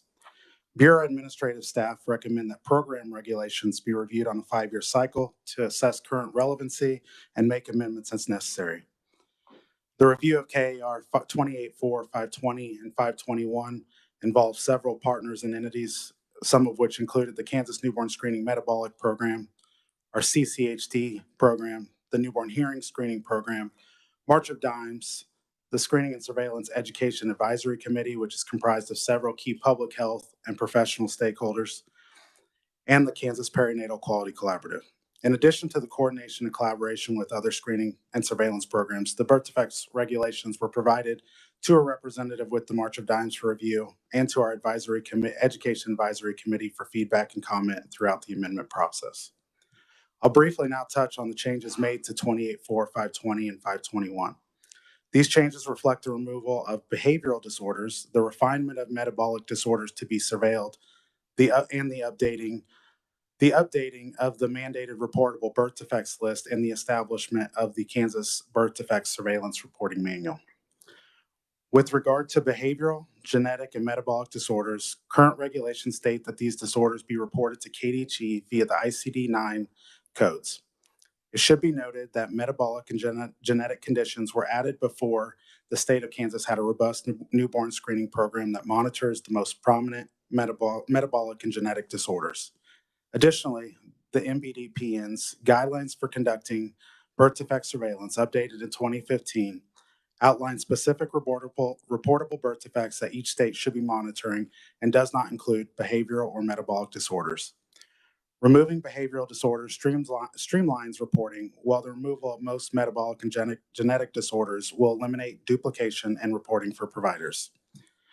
Current regulations reference a list of birth defects by ICD-9 codes. In 2015, ICD-9 codes were replaced by ICD-10 codes, which included a change to the numbering system, as well as the addition of new birth defects. Removing references to ICD codes and the addition of the term notifiable conditions reduces the need to update birth defect regulations language when reporting codes change or new conditions are added. The addition of the term notifiable condition leads me to the changes in KAR 28.4.521. The proposed changes to this regulation reflect the establishment of the Kansas Birth Defects Surveillance Reporting Manual. This document outlines a specific list of reportable birth defects and their respective ICD-10 codes. Serving a dual purpose, this document streamlines the program's ability to make changes to the list of reportable disorders as new recommendations come from our national stakeholders and are considered at the state level. Also, this document simplifies and better outlines reporting requirements for providers, reducing confusion and duplication of reporting efforts. Neonatal abstinence syndrome is an example of one disorder being discussed and surveilled on the national landscape. Inclusion of NAS to the list of reportable birth defects will assist Kansas public health programs in understanding the prevalence of NAS, as well as contribute important data to our screening and intervention programs to support development and dissemination of intervention and prevention information and resources. The department document also clearly states the background and legal justification for the birth defects reporting system, as well as for instructions for removing patient information from the birth defects system, in accordance with KSA 65-1244. Also, as noted in the economic impact statement, these proposed changes will have no additional cost to the public or state. Thank you for the opportunity to appear, and I will stand for questions. Thank you. Committee, are there questions? Senator Tyson. Thank you, Madam Chairman. I would ask Jenna what authority they have to make these changes and why we're relying on a nonprofit organization for such input. Go ahead, Ms. Moyer. Jenna Moyer, Revisor Statutes Office. And I will note that you should have received our little memorandum of authorities on there. And these statutes were authorized by KSA 65-1245. And that requires the Secretary of Health and Environment to adopt rules and regulations in accordance with this act, which is the Newborn Screening, essentially, Act, to implement the birth defects information system, specify the types of abnormalities and conditions that are to be reported, and establish reporting requirements for information concerning those congenital abnormalities and abnormal conditions of newborns. I can look further into the statutes if there's any information about your questions pertaining to the nonprofit organization. That would be great. Thank you. Ms. Moyer, was that statute last amended in the 2009 session, if I'm looking at the regs right? Or has it been amended more recently? Thank you, Madam Chair. This is Jenna Moyer again. I have 65-1245, last being amended in 2004. I believe it's probably the reg that was last updated, what you're seeing there. So 2004 and KDHE was authorized in 2004 to have authority since 2004 to look at these issues that we have in these regs before us. Is that kind of the legislative history of where we are in the authority for these regs, this reg change? I believe the proponent should be able to talk a little more about the recent changes. Okay, great. Yes, go ahead. Could you restate the question? Sorry. Sure. Looks like the statute was last amended by the legislature in 2004. So here we are in 2022 with these proposed regulations changes being made. What was the impetus to do this in 2022? the authority to do it as well. Thank you, Madam Chair. As I mentioned, regulations review is recommended on a 5-year cycle. We did not have a birth defects coordinator position prior to 2017 when we received the Zika grant funding. And then that position was vacant for 2 years. And that was one of the first tasks of our newborn screening, or of our birth defects coordinator, was to review regulations to assure that they were up to date with current and national standards. Thank you. Committee, other questions? Representative Carmichael. Thank you, Madam Chair. As I think I understand this, 2004, it looks like we passed a law that said that KDHE should adopt regulations in furtherance of the act. Then it sounds like in perhaps 2009, if I heard this correctly, there were, looks like about the last time these particular regs were updated. At that time, they included the ICD-9 description system, a numeric code for particular diagnoses.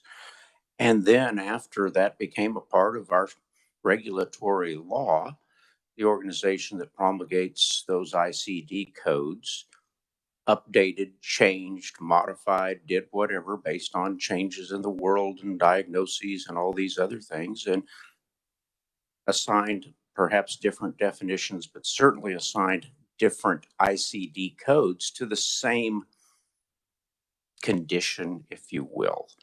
And so it would make sense to me, at least, that when the ICD codes are updated from version 9 to version 10, it makes sense to me that KDHE probably ought to update their regulations to match the current ICD codes so that folks aren't using outdated codes or having to go back to a table to figure out what it was under 9 because now it's under 10. Is that kind of generally what, at least part of what you've been doing here, is just keeping up to date with the changes in the ICD codes? That's correct, Representative. It's really the adopting the department document was to streamline that process, decrease some of the confusion.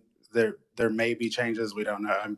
I'm not aware of any on the horizon, but it just allows us to simplify the regulations language, make those changes within the department document, and then go through the regulations process to update the date that they've been amended. So it really was meant to simplify, make things easier on the provider end as well. In your judgment, does it make it easier on providers as well as other people looking at the data for us to use the up-to-date codes rather than codes that were promulgated years ago? Yeah, absolutely.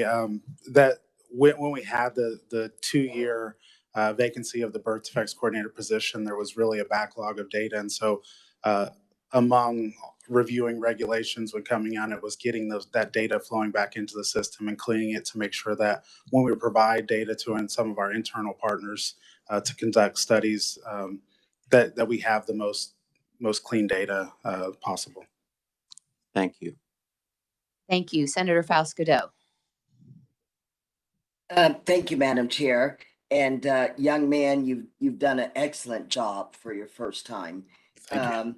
So, Madam Chair, and please tell me your name again. Who's presenting? Drew Duncan. Okay, Drew. In regards to the proposed requirement here to the implementation of Kansas birth defects program, will that information or data collected, will that include the race of the infant with the birth defect? That's a great question. I do know that there is a birth defects report that is done. As far as race and ethnicity, demographic data, I'm not sure. I can certainly take that question back to the program and get you an answer on that. Madam Chair, I'd appreciate that because I introduced legislation regarding the maternal mortality bill of infants that have these issues relating to Black and brown infants. And so I'd appreciate that information. Then I have one final question, Madam Chair. Drew, does this, would either of these regs include, I know we're talking about birth defects. However, would it include stillborns in these regs? Thank you. Another great question. I would hate to misspeak to it. I know that we do receive stillbirth information from Vital Statistics. I do not know how that is compiled in the data. And so that's another great question that I could certainly take back to our program and find an answer for. Okay, I'd appreciate a response. Thank you, Drew. Thank you, Madam Chair. Thank you. Thank you. What was the reasoning? Is it just, I know we're updating these regulations in 28.4.520 to strike behavioral from the regulations? Thank you, Madam Chair, for that question. Again, that was to simplify the reporting process. Behavioral is not something that's recommended by the National Birth Defects Prevention Network as being captured by states. Metabolic and genetic conditions are not either. However, the benefits to capturing metabolic and genetic conditions that we don't screen for is to support the newborn screenings as they assess the screening panel and conditions that are added down the line. And so behavioral disorders are typically captured in some kind of other diagnosis. And so to be in line with national standards relating to behavioral disorders, we decided to remove those. Thank you. Committee, are there other questions? All right, then. I did have one question. Do you know where the recommendations for these changes came from? Was there was a nonprofit group, or it's national standards? Yes, it was started internal. We, as part of the review process, as part of the amendment process, we reached out to a number of internal and external stakeholders to get feedback to ensure that it was as comprehensive and up to date and had as many differing perspectives to look at the regulation amendments, since it had been some time since they were looked at. Thank you, Mr. Duncan. Yeah, one last question, Senator Tyson. Thank you, Madam Chairman. I do have a little bit of concern that you're changing this from notifiable condition, and then I mean, what does that mean? Does that mean that anything? And so the term notifiable conditions is to take the specific disorder language out of the regulations to allow the program some flexibility to add based on national recommendation and make changes. It really, again, the way KDG was structured, the programs were kind of more conjoined at that time when the regulations were enacted, and why some of those specific metabolic, behavioral, and genetic disorders were included. So, Madam Chair, I would express concern over that. You don't have a definition for notifiable condition, and privacy is a big issue. You've also removed the allowing parents to opt out of the reporting mechanism. No, we've actually updated that form and made it more easily accessible. It is on the birth defects front page of the website, the removal form. There is no identifiable information shared external to the agency. In any national research or reports that go out, that is de-identified data. Notifiable conditions, I believe, is one of the terms that we've added to 520 to be defined, so that we have a consistent definition. Okay, I would just hope that you're moving in the way of privacy, and this appears that it may not be. So thank you, Madam Chairman. Just for clarification, personal identifying health information is being protected and not distributed? Absolutely. It's not shared externally. We do work with infectious disease epidemiology research. I believe I may have met IDER is an easier way to remember it. And that's an internal agency program that we have worked collaboratively with on the Zika grant. And now I believe as they look at COVID and birth defects that may be related to mothers who are infected with COVID at the time of birth. Because it's important to, protect that absolutely private health information. Yes, and Ms. Moyer from the Revisor's Office. I actually have two updates. The Jenna Moy, Revisor Statutes Office. The first is to Senator Fasquedo's question. If you are to look to that document adopted by reference, which I believe we received by email, the Kansas Birth Defects Surveillance Reporting Manual, it does require stillbirths to be reported to the Kansas Birth Defects Information System. And additionally, to Senator Tyson's inquiry about the removal of information from the system, that's actually a statutory requirement that is found in KSA 65.1.244. So just that inclusion is required by statute, that a parent could opt to have their child's information removed from the database. Thank you. Committee, any further questions? Seeing none then. Thank you, Mr. Duncan, Thank you. for appearing today in committee, and we appreciate your testimony and being here. That gets us back to being about right on schedule. And then we have the Board of Nursing, Carol Moreland, Executive Administrator. Please introduce yourself and welcome to committee. Carol Moreland, Executive Administrator for the Board of Nursing. Good morning. I am here today to discuss with you proposed permanent changes to 7 regulations out of the Nurse Practice Act that deal with licensure and practice of advanced practice registered nurses, or APRNs. These proposed changes are in response to Senate Sub for House Bill 2477 that passed this session on a vote of 30-7 in the Senate and 80-34 in the House. The bill was enacted to remove state-mandated physician involvement in the authorization of APRNs to provide patient care. This bill did this by removing the only reference to physician involvement in APRN care in statutes in the Nurse Practice Act. The Board of Nursing revised these regulations to implement this piece of House Bill 2279. This was done by removing all reference to physician involvement in APRN care, which is within the authority of the Board of Nursing to implement this bill and regulate APRN practice.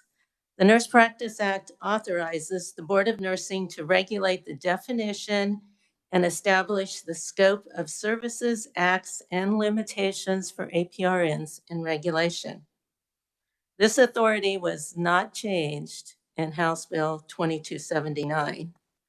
KSA 65.11.13 states that advanced practice registered nurses means a professional nurse who holds a license from the board to function as a professional nurse in an advanced role.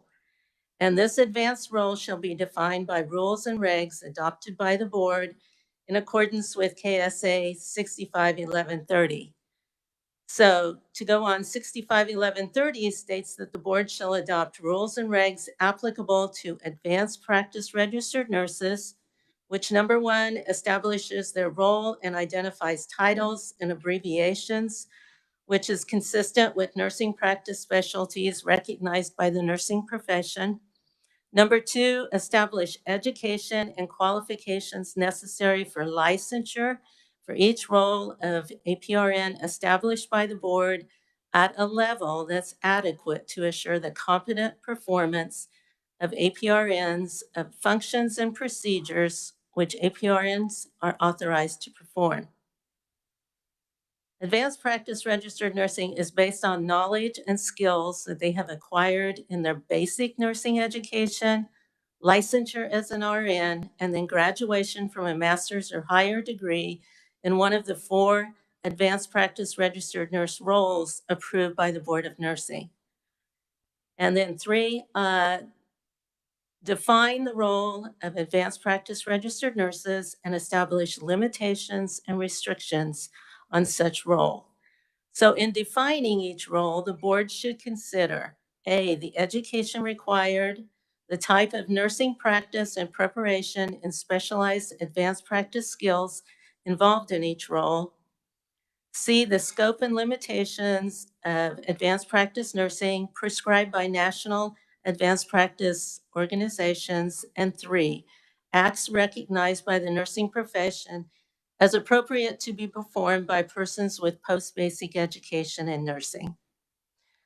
The intent of House Bill 2279 was not to increase or decrease the scope of practice for APRNs in Kansas. The intent was to remove physician involvement in the provision of APRN care by eliminating the need for a collaborative practice agreement over the practice and eliminate the protocol agreement over prescribing. No changes were made to the APRN scope of practice. The evidence of this intent was in the Senate Public Health Committee when the bill was worked, on the Senate floor debate, and the House floor debate. House Bill 2279 mandated that the rules and regs be consistent with the Nurse Practice Act. Again, KSA 651130 states the board shall adopt rules and regulations consistent with the Kansas Nurse Practice Act. So I'm here today to discuss with you the permanent revisions that the board has proposed for these 7 regulations, and I will just briefly overview the changes in each permanent regulation. 60-11-101, the title of this regulation was revised to strike out the words limitation and restrictions, since the limitations and restrictions of needing a collaborative agreement and written protocol with a responsible physician were eliminated with the language and the intent of House Bill 2279. Language was also stricken that stated an authorization for collaborative practice with a physician, since, again, the intent of House Bill 2279 eliminated the need for a collaborative agreement for an APRN to practice. So then the definition of authorization for collaborative practice, physician, prescription, and prescription order are also stricken. It states each APRN shall be authorized to make independent decisions about advanced practice nursing needs. Do you want me just to go on with the other ones, or how do you want to do this? Committee, are there any questions regarding this first regulation? I think we'll just go ahead with all 7 and then answer questions at the Yeah, end. because there's kind of some explanation. Yeah. Sure, Okay. go ahead. Thank you. KAR 60-11-103, this has to do with licensure and education of APRNs. Language was added about the requirement for proof of APRN certification in the applicant's specific role and population focus for initial licensure applications submitted on or after July 1st of 2023. Language was also added regarding the requirement to submit proof of malpractice insurance coverage if the applicant renders professional clinical services as an APRN, unless the APRN meets one of the exceptions listed in KSA 651130 as amended by House Bill 2279. This language is directly out of the bill.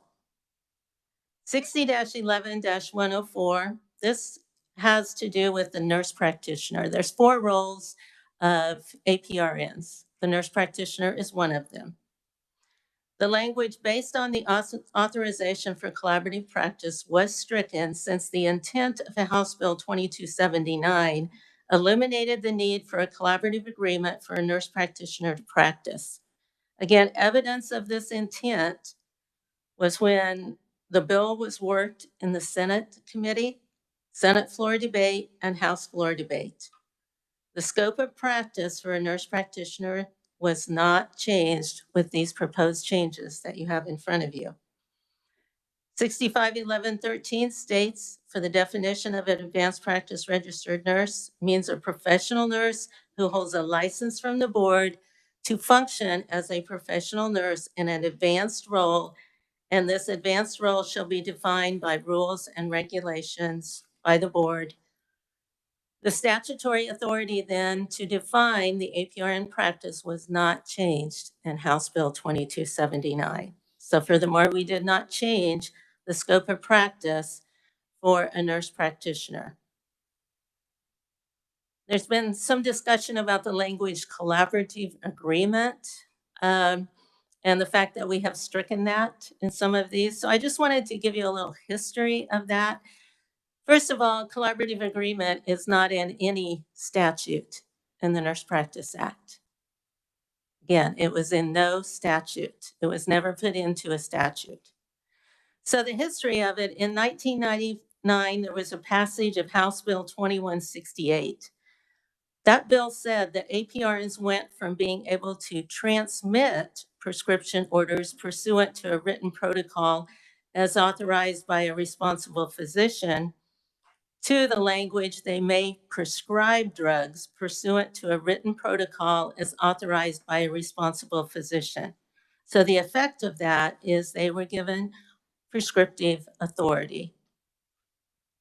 So then that happened in 1999. So in 2000, the Board of Nursing, as appropriate, looked at the regulations and decided that there needed to be some revisions. So they issued regulations governing the written protocol agreement, and that is 60-11-104A. And this was directly tied to House Bill 2168, and the language in the regulations matches the verbiage in the bill. The Board of Nursing created the authorization for collaborative practice with a physician. So again, this was created by the Board of Nursing after the passage of 2168 under their authority to regulate APRN practice and scope. So the language, again, collaborative agreement is not in any of the statutes of the Nurse Practice Act. So it was not put in there by the legislature. It is in regulation only, and the Board of Nursing has the authority to repeal that language at any time that it feels that it's appropriate. So it's appropriate that they're wanting to do that now, and it's in this one, 60-11-105 and 60-11-107. If this language was not stricken, these regulations would be in conflict with the language and the intent of House Bill 2279. KAR 60-11-104, language was stricken about the need for a written protocol by a responsible physician. The language was added that states that APRNs are allowed to prescribe as per the bill. So the language in there is out of that bill. KAR 60-11-105. This is very similar to the nurse practitioner, only it's another role, the nurse midwife. So you will see the changes that we're proposing is striking based on the authorization for collaborative practice, since again, the intent of House Bill 2279 was to eliminate the need for a collaborative agreement for a nurse midwife to practice. We did not change their scope of practice with this. And then KAR 60-11-107 is another role of advanced practice. It's the clinical nurse specialist. So you'll see it looks very similar to the other ones. And we struck the language based on the authorization for collaborative practice, since again, the intent of House Bill 2279 was to eliminate the need for a collaborative agreement for a clinical nurse specialist to practice. We did not change their scope of practice with this. And then KAR 60-11-113 has to do with APRN license renewal. Language was added that includes that any APRN whose initial licensure is before July 1st, 2023 may submit evidence of APRN certification at the time of license renewal. Language was also added that states an APRN shall provide proof of malpractice insurance coverage when renewing their license if the APRN renders professional clinical services unless they meet one of the exceptions listed in 65-1130 as amended by House Bill 2279. This language is directly out of the bill. The only provision in the Nurse Practice Act that involved physician involvement in the APRN practice was the need for a written protocol for prescribing. And that was changed in House Bill 2279. The Board of Healing Arts Act in 65-2872 includes a list of persons not engaged in the practice of healing arts. It states, the practice of the healing arts shall not be construed to include the following persons. Small m says this, nurses practicing their profession when licensed and practicing under and in accordance with the provision of Article 11 of Chapter 65 of the Kansas State's annotated and amendments thereto. That is the Nurse Practice Act. When APRNs are practicing within their scope of practice, as defined in the Nurse Practice Act, they are not performing the practice of healing arts. It's appropriate that the Kansas Board of Nursing issue these proposed rules and regulations. Again, they do not impact the scope of practice for APRNs, but they do remove the requirement that an APRN has to have a relationship with a physician in order to provide that care, which is the intent of House Bill 2279. Again, the Kansas Board of Nursing has the statutory authority to determine the scope of practice for APRNs in Kansas. And House Bill 2279 mandated the Board of Nursing establish rules and regs that are consistent with the Nurse Practice Act. These proposed regulations are consistent with the Nurse Practice Act and the language and the intent of House Bill 2279. And just to kind of let you know, the notice for the public hearing for the revisions of these permanent regulations was published in the Kansas Register on June 30th, 2022, and the public hearing is scheduled for September 6th. So we are now in the 60-day comment period in which anyone can submit comments about these revisions or provide them at the public hearing. All the comments will be given to the board to review. The board does plan to have these permanent regulations adopted and published before the 120-day period for the temporary regs end. There are temporary regs that match these permanent ones that were approved. So I will answer any questions about these proposed regulation revisions. Thank you for your testimony, Ms. Moreland. Are there any questions from the committee? Representative Carmichael. Thank you, Madam Chair. Ms. Moreland, as you may know, I'm one of the 31 who voted no, and I'm still glad that I was one of the 31 that voted no on this. However, the collective wisdom of my colleagues carried the day. I've read the testimony from the medical profession that has been provided to the committee, as well as from the Advanced Practice Nurses Association, and I think one other, we have the Board of Healing Arts, and I think one other nursing organization. It's from the Hine Governmental Consulting Firm. When I look at 6011-104B, I see that each advanced practice registered nurse shall be authorized to perform the following, and I'm kind of abbreviating a little bit. Sub B, develop and manage the medical plan of care for patients or clients. And then you strike references to collaborative practice. I see the same language in 105.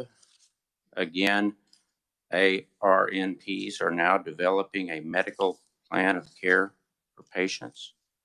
In 6011-107, I also see authorization for nurses to develop medical plans of care for patients. Now, that's really contrary to what I've always heard and learned about the distinction and responsibilities between nurses and physicians. Why does the Board of Nursing believe it has the authority to authorize registered nurses to develop medical plans of care for patients?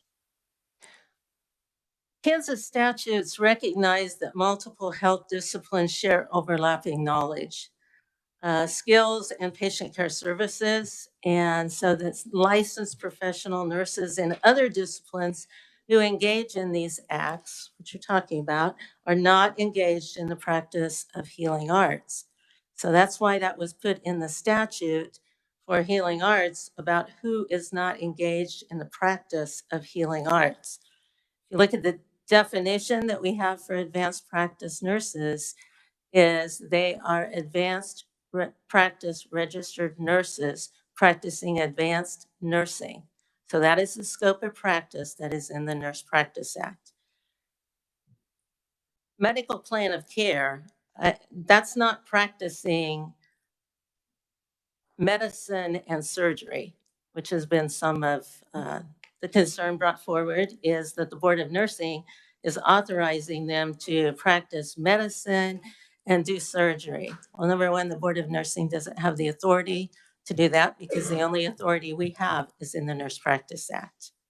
So there is some overlap, but that certainly does not mean that they're practicing medicine and, you know, being able to do surgery.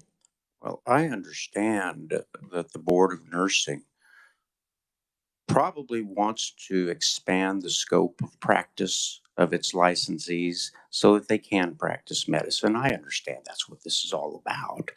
But can you point me to the statute which authorizes a registered nurse to develop a medical plan of care for patients? Is there such a statute somewhere? What the statute is that the Board of Nursing can define their scope of practice in the Nurse Practice Act. And so you think that means that the Board of Nursing can define the scope of practice for an advanced registered nurse to include developing medical care plans? I don't see that anywhere in this statute at all. It looks to me like overreach by the board. So can you again point me to the statute that authorizes your agency to authorize your licensees to develop medical plans of care? The statute that we have is to define their scope of practice, their limitations, their restrictions. So it was the decision of the State Nursing Board to include within the scope of practice of an advanced nurse practitioner developing medical plans of care. That's just something the board did on its own. I take it without statutory authorization. Is that a correct understanding? Well, the intent was that all we were doing with, or all that was done with 2279 was taking away the authorization for collaborative practice. That's why we struck based on the authorization for collaborative practice. Well, I'm sure the board's counsel would tell you that the board's subjective intent is not what controls. It's the black letter of the regulations that you promulgate. Madam Chair, I'd like to move to one other topic briefly, and that concerns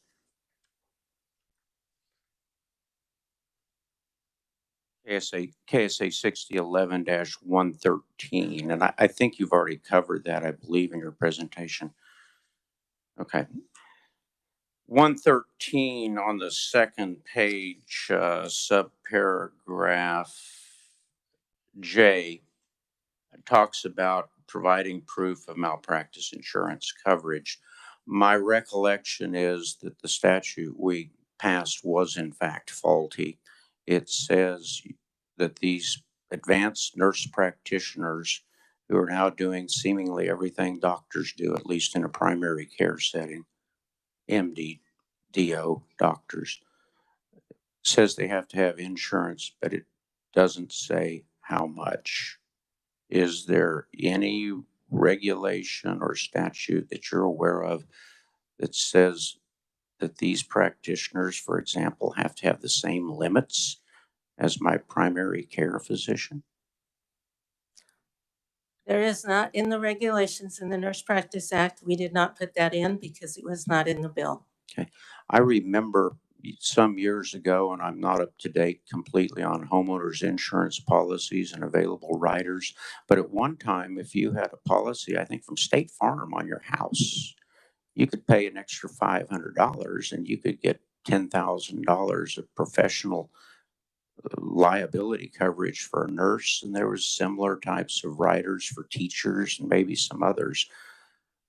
The statutory scheme that we as the legislature have, can we agree, the statutory scheme that we as the legislature have adopted, as well as under the regulations promulgated in conformity with that scheme, the rule is, so long as one of these advanced registered advanced nurse practitioners has liability coverage of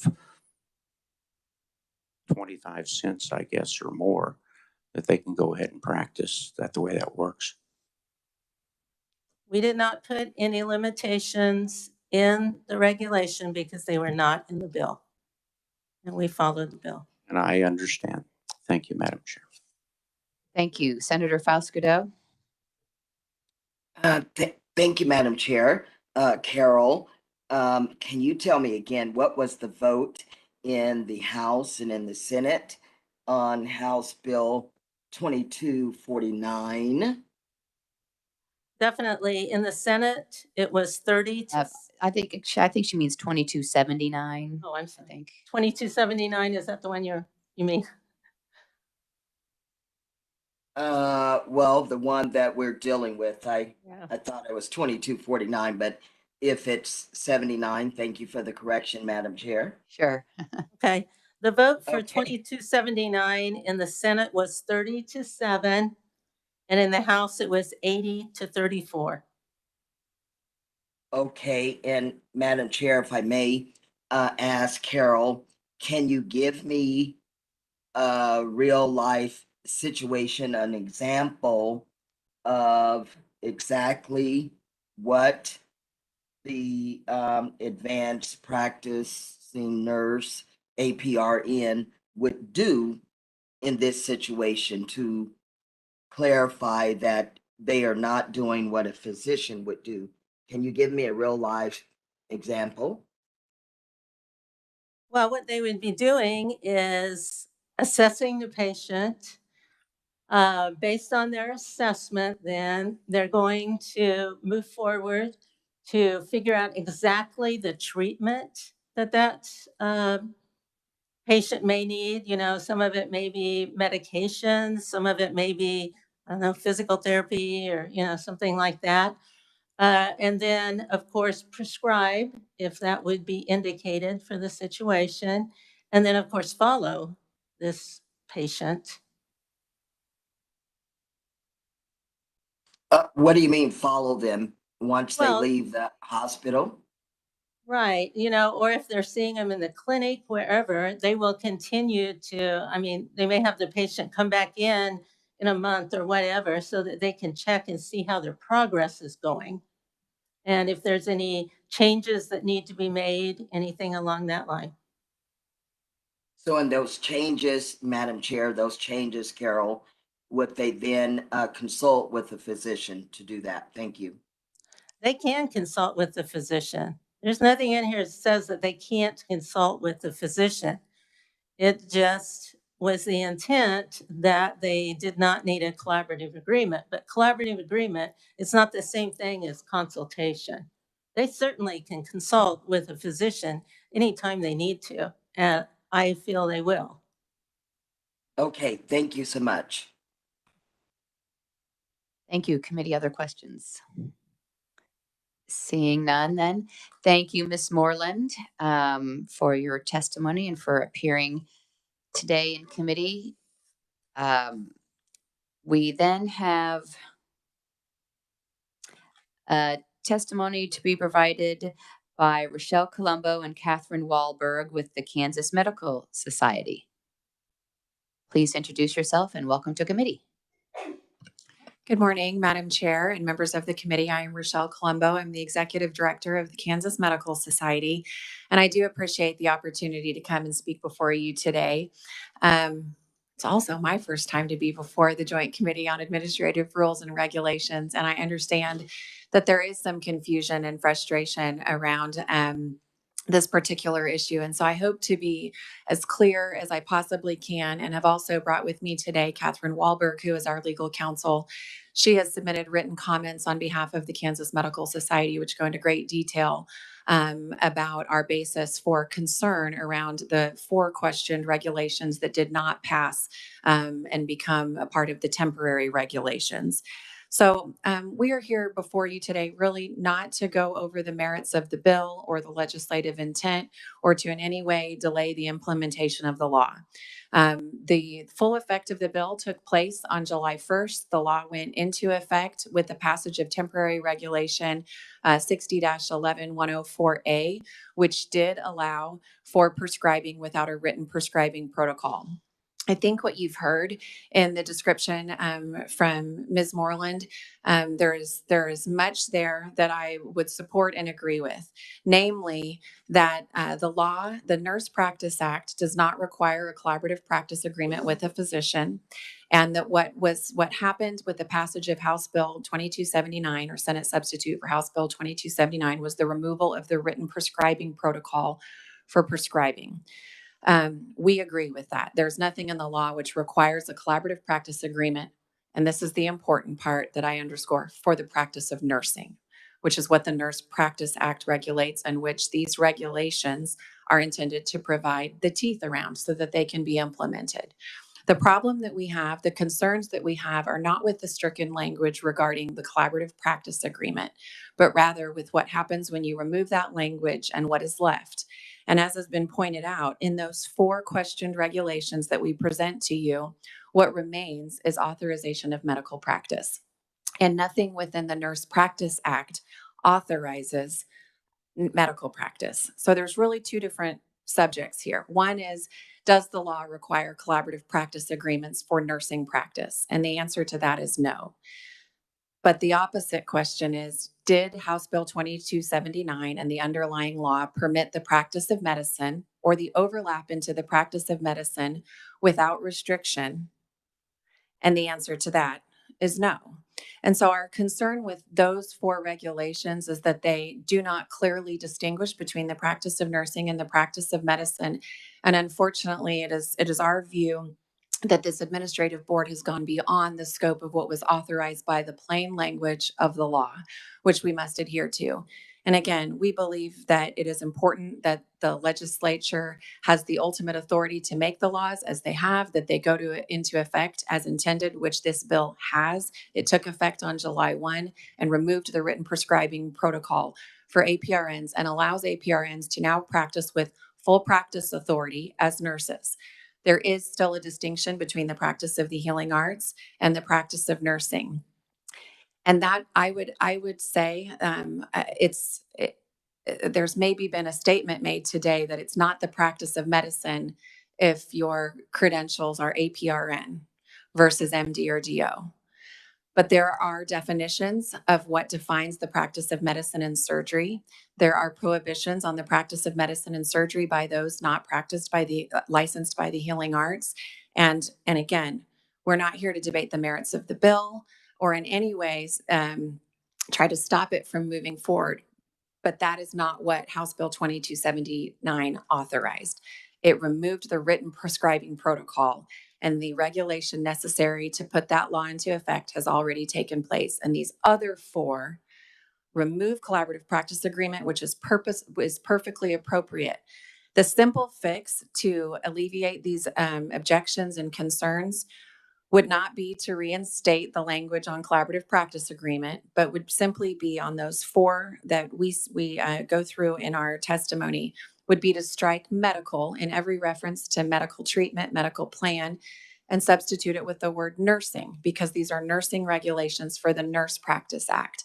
And they do not have to have a collaborative practice agreement or written protocol to practice nursing. And we believe that would clarify the issue and clearly distinguish between the practice of nursing and medicine, and allow APRNs to have full practice authority as intended by the legislature. I know this issue is confusing, and I know probably no one wants to re-debate it today, but that is the subject of our concerns. We are only here to follow the process and to be on record to state our concerns that administrative boards do not have authority to go beyond the plain letter of the law. And so with that, I would stand for questions, and Ms. Wahlberg would also be happy to answer any of the questions related to our written testimony. And I thank you. Thank you. Committee, any questions? Yes, Representative Carmichael. Senator McGinn. Didn't see your hand earlier, Senator. Sorry about that. Thank you, Madam Chair. I was just kind of curious on when you said they can't have a medical plan.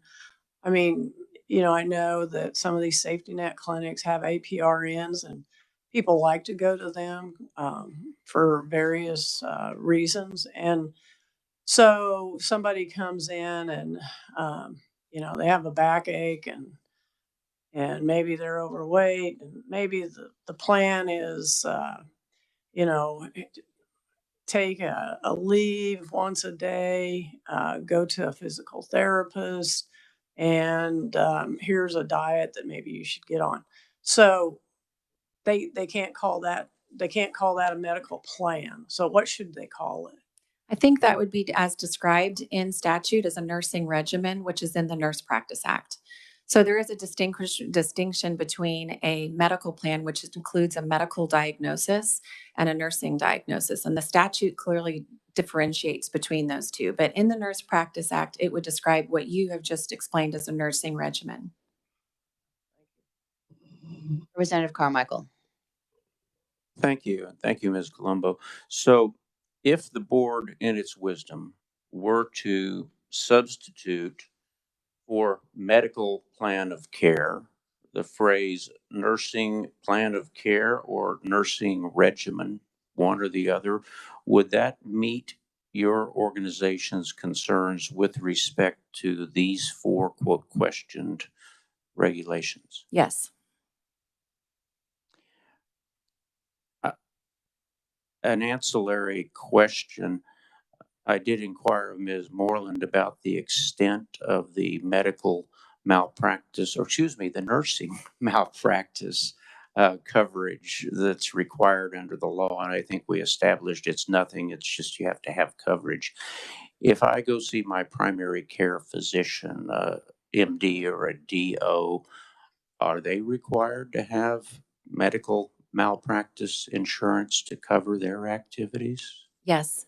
You know offhand what the minimum limits are? Minimum coverage requirement is $1 million policy.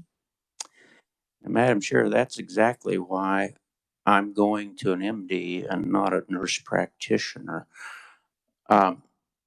I don't know if it's appropriate, Madam Chair, for Ms. Moreland to again address this as to whether the change the Medical Society proposes would be acceptable or something she could recommend. It's entirely up to you, but we might have consensus here, or maybe we don't. But I can't find out from where we're at right now.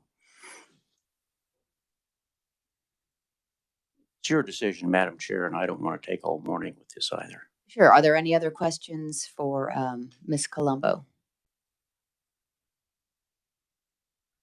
Senator Fausto.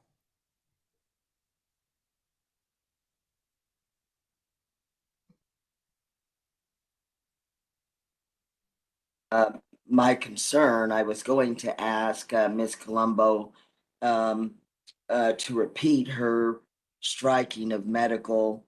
I believe she said include the word nursing. So with that said, Madam Chair, I too would like to hear from Ms. Carroll. Thank you. Thank you. Are there more questions for Ms. Colombo?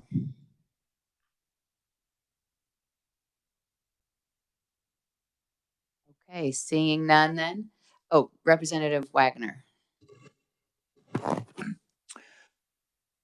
Yes, thank you, Ms. Colombo, for raising your concerns. But I'm just, for instance, in all of these sections that you're referencing, or that your testimony references, like 6011-105, I mean, you want to strike B, develop and manage a medical plan of care for patients or clients. But prior to that, it says provide independent nursing diagnosis is defined in statute and amendments there too. Do you not think that that doesn't clarify that they're in the practice of nursing and not the practice of medicine? Well, so there's two ways you could address it in 6011-105. One would be to fully strike B. The other would be to strike medical plan and include nursing. But if you leave both, they will be in conflict with the underlying statutes between the Healing Arts and the Nurse Practice Act. So I understand your point that in B it says a nursing diagnosis, but as you heard the history of how these regulations were developed, when prescribing was first authorized to be a part of the Nurse Practice Act, it was agreed upon that that would happen in consultation and with the supervision of a physician. And so B was really developed as a result of that. So if you leave it in part and not in whole, it conflates the original application. And what's left is that it says here that they can do independent nursing diagnosis, and it says here they can do independent medical plan. And those two things are in conflict. They're defined differently in the statutes. So the suggestion would be to simply clarify to say they don't, as B references the collaborative practice agreement, strike that portion, either in part or in whole. But if you leave the first part of that, then to clarify that it's as it relates to nursing, because they do not need a collaborative practice agreement for the practice of nursing. Good, Representative. A secondary question. In your testimony, you continually reference, prescribing authority, which I take it is related to drugs, or so it is your contention that the only thing that changed with the Aprn bill was just the ability to prescribe drugs without a physician's supervision or collaborative agreement? Yes, it was correctly stated by Ms. Moreland that the statute, the Nurse Practice Act, does not require a collaborative practice agreement. That term was only put into place in regulation. The Nurse Practice Act goes through and has the definitions of nursing regimen, nursing diagnosis, and nursing treatment. And it did, prior to the passage of House Bill 2279, allow for prescribing pursuant to a written protocol. House Bill 2279 eliminated the requirement for the written prescribing protocol. Okay, so so in so doing, no more need for collaborative practice agreement. But what it did not do was authorize any other acts that constitute the practice of medicine and surgery. So for instance, medical diagnosis is an act that constitutes the practice of medicine and surgery. Prescribing is an act that constitutes the practice of medicine and surgery. Surgery, as we could go through all of them. And throughout the different practice acts of different healthcare providers, some are given limited application of these specific acts.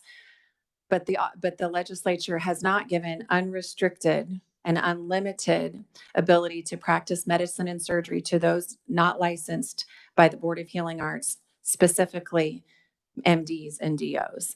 So yes, is the shortest answer to your question. House Bill 2279 only explicitly authorized prescribing. But again, it doesn't explicitly prohibit collaborative agreements. No, it does not. So it doesn't prohibit. It doesn't mandate them, I guess that's what I'm saying. Well, it's both are true. It doesn't require a written, you no longer have to have any sort of written protocol for prescribing. Okay. And you do not have to practice nursing. You don't have to have a written protocol, but to do any delegated medical act, that will still be necessary. And those are not prohibited by law. So to put this in a practical application, if an APRN wants to practice independently, to open their own clinic and to not work in any sort of supervisory relationship with a physician, their scope of practice is then limited by the Nurse Practice Act and by the rules and regulations that pertain to that. If, however, they work in an employed situation in a hospital or in a medical clinic, they do things that constitute any acts that constitute the practice of medicine and surgery, which are defined in law, they would still need to work with a physician and have that authority delegated. And the physician does carry the liability for those acts. So I understand this is confusing and there may not have been full understanding, but there is a distinction in the law between those things.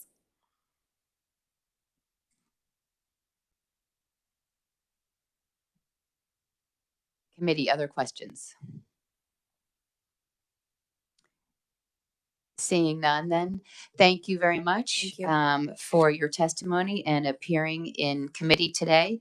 We also do have written only testimony from Ms. Seisman of the Healing Arts and from Mr. Ron Hyman for the Ron Hine for the Kansas Advanced Practice Nurses Association, as well as from April Capu from the American Association of Nurse Practitioners. Should also be in the record as testimony as well.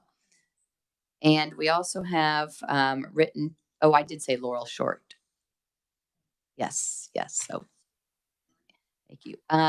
Did Ms. Short want to provide some testimony? Is she on WebEx? I'm here. Can you hear me, Madam Chair? Sure, yes. Please introduce yourself and welcome to committee. Hello, Madam Chair and members of the committee. Thank you so much for your time today. My name is Laurel Short. I'm the current president of the Kansas Advanced Practice Nurses, or KPN Association. I've been a nurse practitioner caring for Kansas residents for over 12 years. I would like to start by emphasizing a point that Ms. Moreland made, that this legislation, as we've known for months now since it passed, does not change our scope of practice as advanced practice nurses. In the 2022 legislative session, the Kansas Legislature overwhelmingly passed House Bill 2279. This bill intended to provide for full practice authority for APRNs across the state of Kansas. The bill was signed by Governor Kelly and became effective just 2 weeks ago. In order to implement the law, the Kansas Board of Nursing, which is the sole regulator of APRNs in the state, proposed the regulations that you have before you today. The proposed regulations appropriately reflect the enactment of House Bill 2279 and the intent of the legislature to allow APRNs to practice in the state of Kansas without any authorizing relationship with a physician or a collaborative practice agreement. The bill did this by removing the only statutory requirement for this relationship in the Nurse Practice Act, removing the written protocol requirement with a physician. There is no remaining statutory authority for requiring physician authorization for APRN care, whether that be practice or prescribing. By the legislature removing that statutory requirement, the Kansas State Board of Nursing appropriately amended regulations to remove physician authorization for APRN practice. The Kansas State Board of Nursing has the authority to issue these proposed regulations.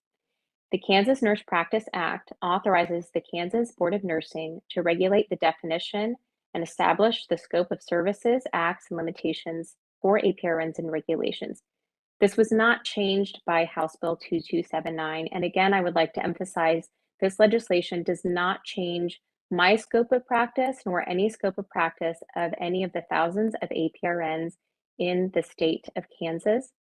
For optimal patient care, we're constantly collaborating with other APRNs, physicians, and other healthcare providers. And that's what we need for optimal patient care, and that does not change. What the legislation does is removes the formal requirement for the collaborative practice agreement in order to improve access to care for Kansans. The Kansas State Board of Nursing, through these proposed regulations, is implementing the legislative intent for Senate substitute for House Bill 2279 and is within the authority of the board to regulate APRN practice. There is no remaining statutory authority for requiring physician authorization for APRN care left in statute, so it is appropriate to remove this from the regulations. Thank you so much for your time, Madam Chair and the committee members. Thank you for your testimony. We'll have just a few minutes for questions because we do have to get to the Department of Wildlife and Parks, and we're a little bit behind on the agenda now. Representative Carmichael. Thank you, Madam Chair.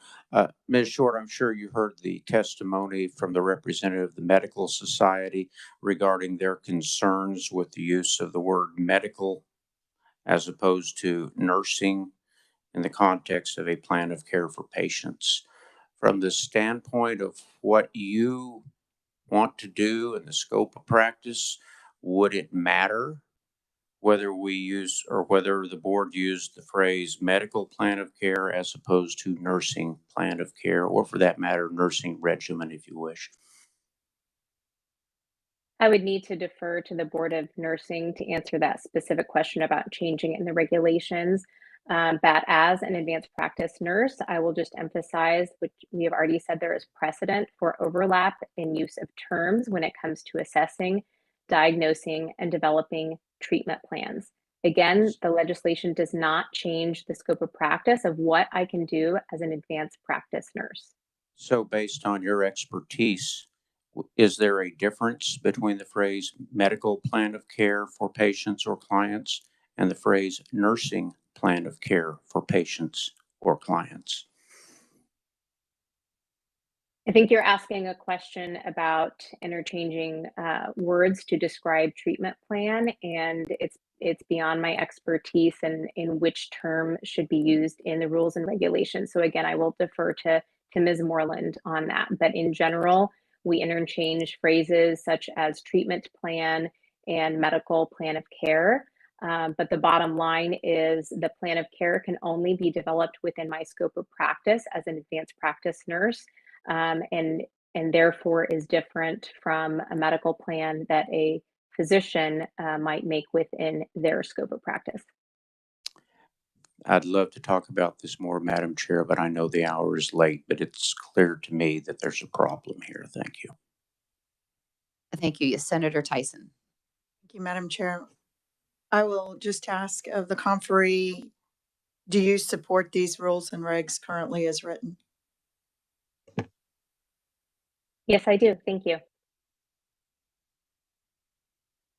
I have a question. I think we have on the line an attorney representing the nurses. If you could kind of answer the same question along the lines as Senator Tyson. Hello, Chair Warren and members of the committee. Thank you very much for asking us here today. My name is Frank Harrington. I work for the American Association of Nurse Practitioners. I just want to thank the Board of Nursing for issuing these regulations, and we do support these regulations as written. So thank you very much. I'm available for any questions. Thank you. I think Representative Wassinger had a question, and you'll need to mute. Okay, there we go. Thank you. I just wanted to remind everyone that the constitutional amendment will be on the ballot in November in order for the Joint Rules and Regulations Committee to be able to try to revoke or review any kind of rules and regs. And then it would have to go through both the House and the Senate in order to be revoked. So there is a way to do this if we need to pass the constitutional amendment. Thank you. Representative Carmichael. I will resist the opportunity to address the constitutional amendment today, but for our conferee, sir, I take it you're a lawyer. Where are you licensed? Oh, sir, yes, I am licensed in the state of New York. Is that where you identify yourself again, please? Sure. My name is Frank Harrington. Thank you. I work for the American Association of Nurse Practitioners. I'm the Director of Reimbursement and Regulatory Affairs. So, Mr. Harrington, based upon your expertise, is there a difference between a medical plan of care for patients or clients, as is set forth in this regulation, and a nursing plan of care for patients or clients, as recommended to us by the Medical Society? As my colleague stated, that would be a question for the Board of Nursing as to how those terms are defined. So I would defer to them on that question. So you don't know if there's a difference in the profession between a medical plan of care and a nursing plan of care. You just don't have any experience or knowledge at all that you could help us with? What I would say regarding the term medical plan of care is often, as mentioned before, generally utilized to refer to general care planning when you are treating a patient. I'm not sure if there's any more explicit definition within any of the Kansas regulations regarding that. That would provide more clarity. So that would be a question for the regulators. Your experience as a lawyer is different than my own. Thank you, Madam Chair. Thank you.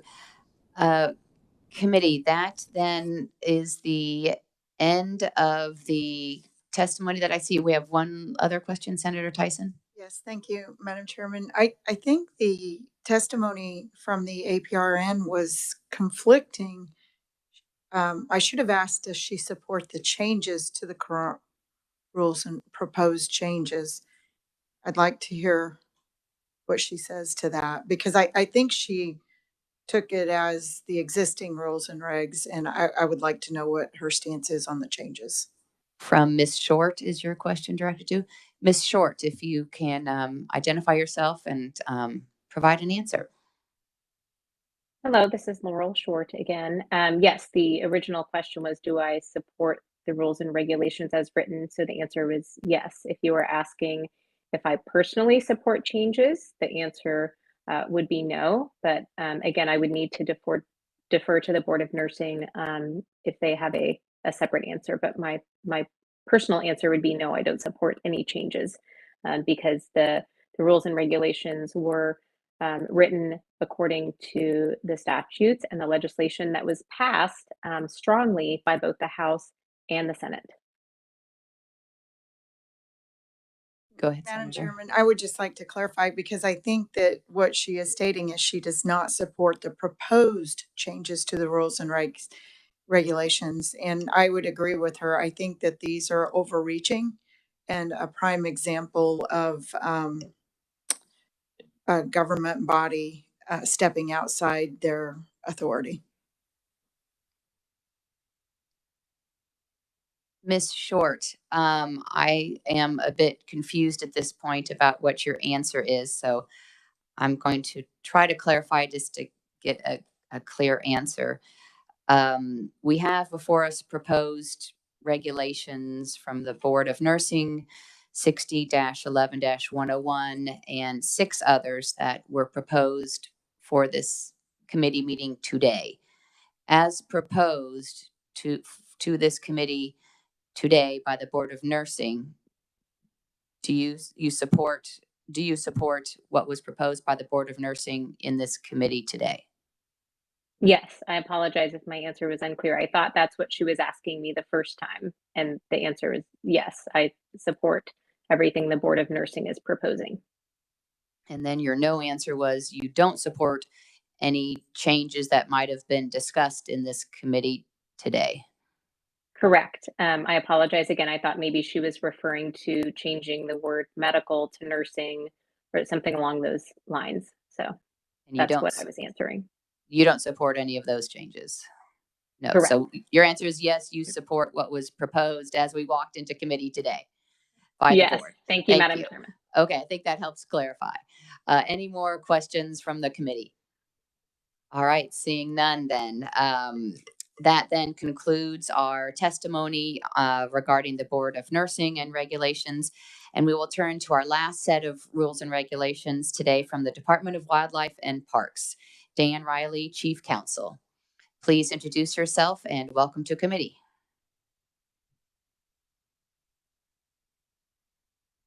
Thank you, Madam Chair.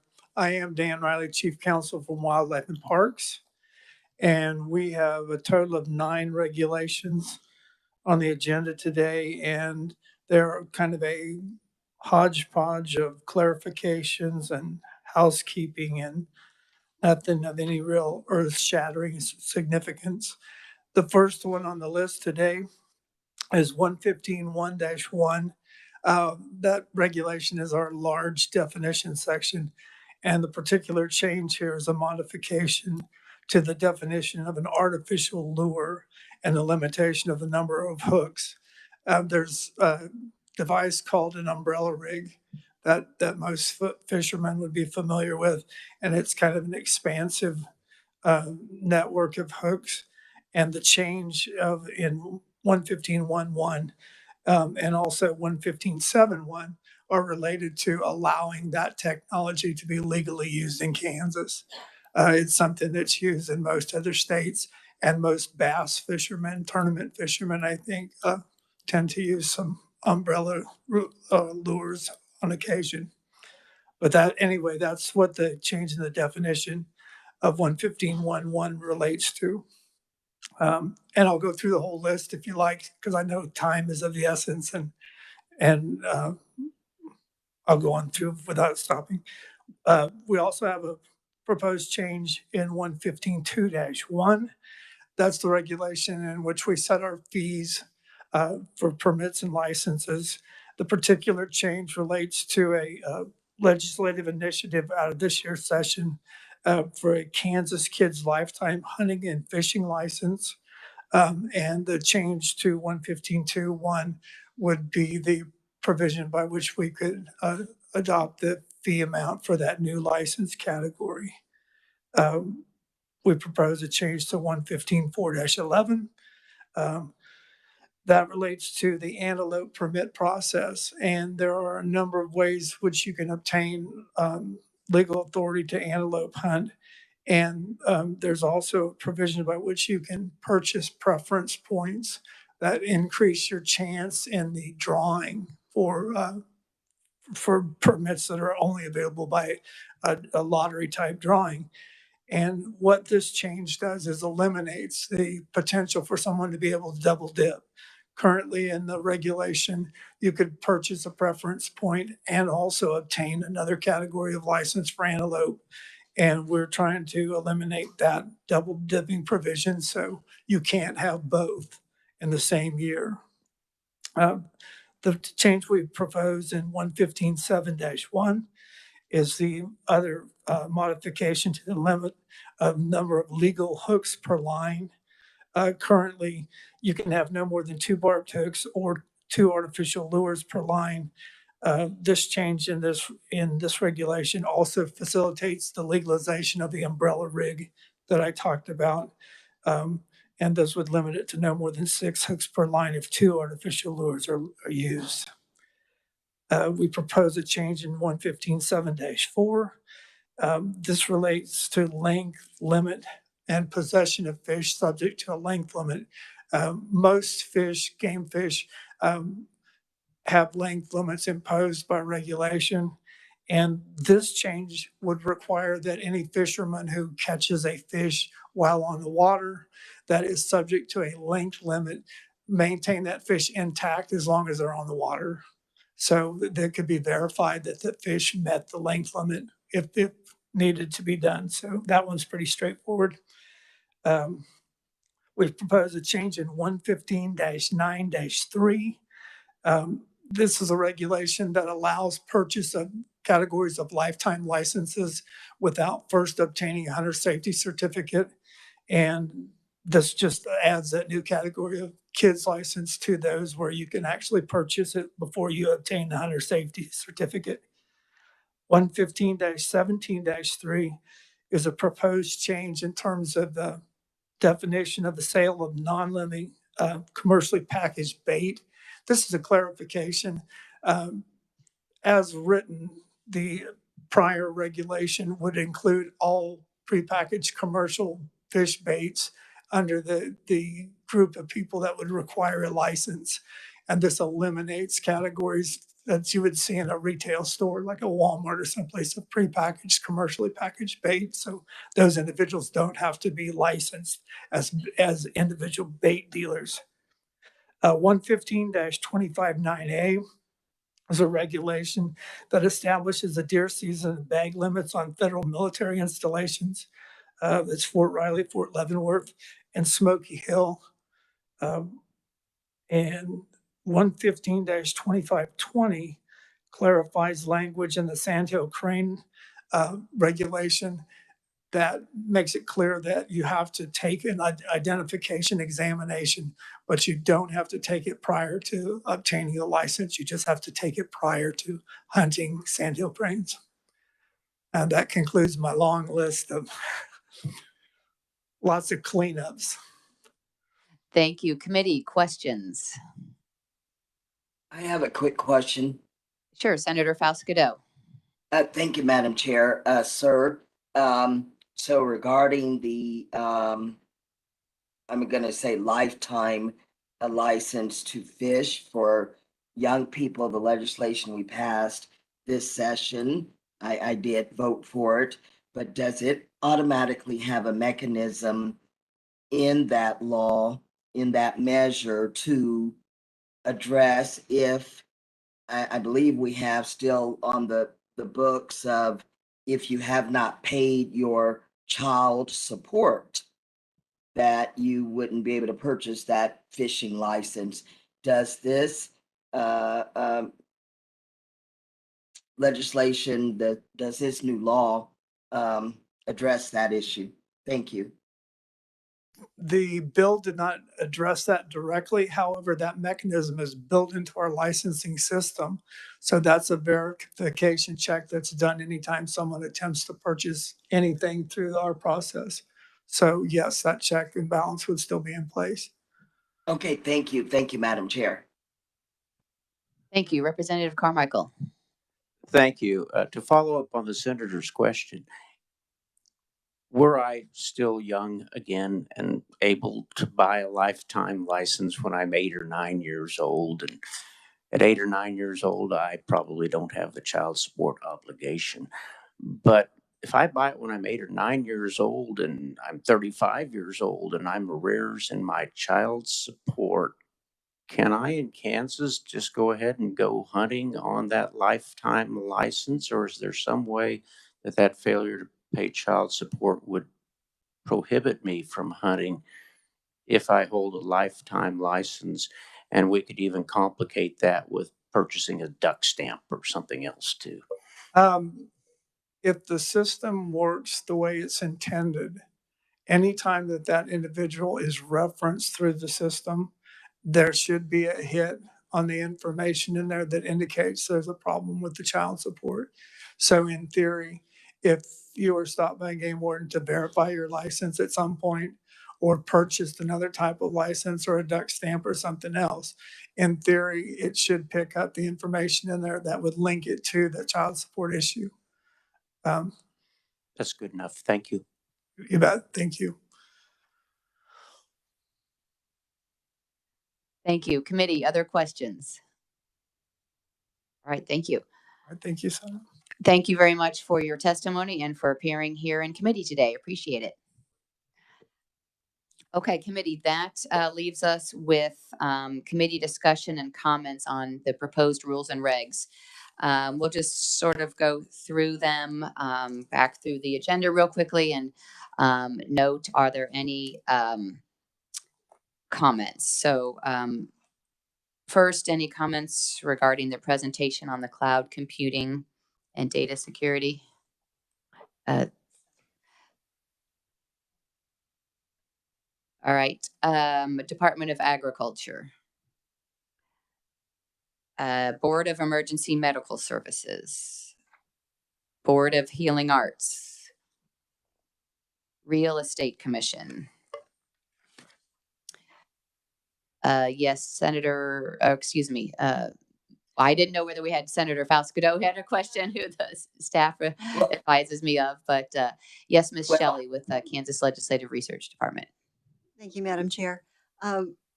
During the discussion on the Board of Healing Arts, there was a question about whether other states have gone toward allowing more online credits.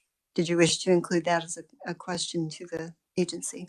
Sure, we'll go ahead and include that as a question. That we're Department of Health and Environment. Board of Nurse, excuse me. Oh, excuse me, Senator Falscadeau. So my point or comment or recommendation is regarding KDHE or regarding the presentation that Drew made. Are we at that point yet? Yes. Okay, Madam Chair, I'd like a response to my question remaining regarding the data collected, if it included race. Again, the legislation, Senate Bill 42, I found out from the Secretary of KDHE and others who were looking into this information that when individuals would request information on people of color relating to maternal mortality, the only records that they were able to retrieve were those from a national data. And so my bill would have required that information be documented through data here in Kansas with KDHE. And so that would be my reason for requesting. I'd like KDHE, Drew Duncan, to let me know if that information regarding birth defects, stillborns, etc., if it also includes the race of that infant. Thank you, Madam Chair. Thank you, Senator. You also earlier during the testimony had questions about recording and reporting of stillbirths. Did you still want that to be looked Madam into? Madam Chair, I believe someone came on and addressed that question. Thank you. Wonderful, great. Then the Board of Nursing. Excuse me. Yeah. Oh, Senator Tyson. Thank you, Madam Chairman. I had asked a question about nonprofits and how they were referred to throughout the rules and regs and what part they played in this. Right, for the KDHE rules and regulations. If we could note that too then in the report. Thank you. Committee, Board of Nursing. Representative Carmichael. Thank you, Madam Chair. I think it would be appropriate that at least we inquire of the Board of Nursing whether they would have any objection to saying nursing plan of care rather than medical plan of care, or at least ask them the question or somehow address the issue so that we understand if there's a reason they needed to say medical. I'd like to kind of know what that is, because I certainly hope Representative Wassinger and I don't ever have to go down the road of repealing a regulation. Any other Pigs may fly, yes, Madam Chair. Any other comments or discussion on Board of Nursing? Representative Sutton. Thank you, Madam Chair. I just wanted to call attention to something that we don't often hear in this committee, and that was the strict concern for legislative intent. I'd like to applaud the agency for utilizing or attempting to utilize legislative intent in promulgating their rules and regulations. That was joyous to hear. Thank you, Madam Chair. Yes. Thank you, Representative Sutton. Yes, Representative Carmichael. Thank you. Hello. I'm sorry, who's trying to comment? Keither. Oh, Representative Keither. Great. Well, yes, did you, I think you've been trying to get attention, so let's do Representative Keither and then Representative Carmichael. Go ahead.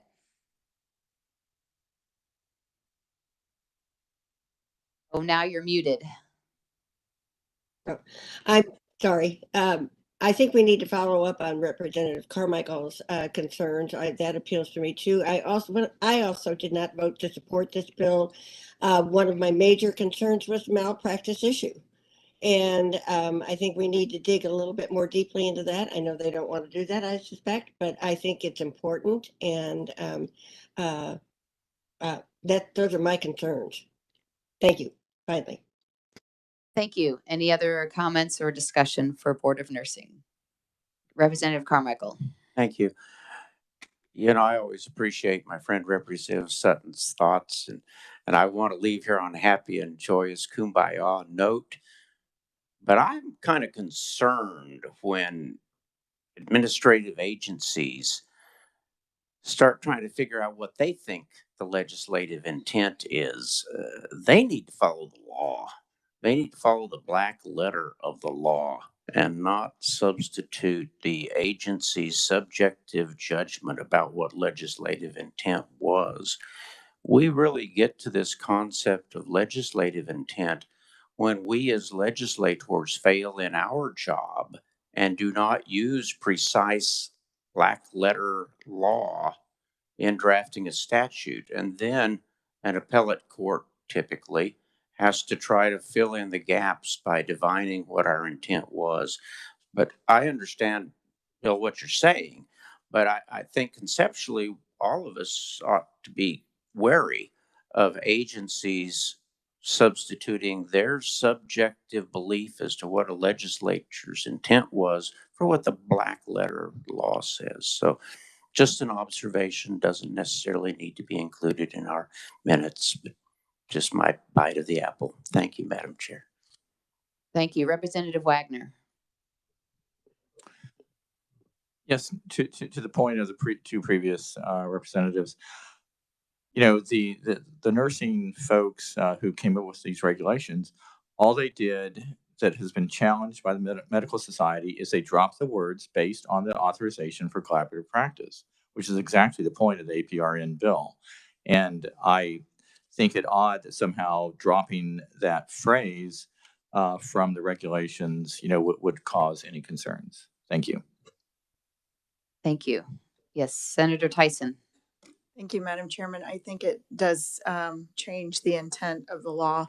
It's trying to restrict the APRNs within and via rules and regulations. And that was the opposite of what the intent of the bill, the legislation was. So I do have concern with the way it was written. Thank you. Committee, other comments or discussion? All right, seeing none, then Department of Wildlife. Oh, I'm sorry. May I just clarify, please? Sure, please identify yourself. And Jill Shelley of Legislative Research. So the official comment will be to ask the board whether they would consider or about changing the language. Get that better, but I don't think it was a request to ask them to consider, but what their position was on. reasoning for. Right. Well, it was your comment, but. I was a little reluctant to say, do you agree with what the medical society said about changing the word? But I think we ought to ask them to explain to us whether or not a change from medical to nursing would be problematic from their standpoint, and if so, why? And if you can think, Madam Chair, of a better way to phrase it, I'm welcome to suggestions. Appreciate that clarification. Thank you. Yeah, I think their position we heard in testimony was it's not a problem as written, which is why it's written the way that it's proposed. But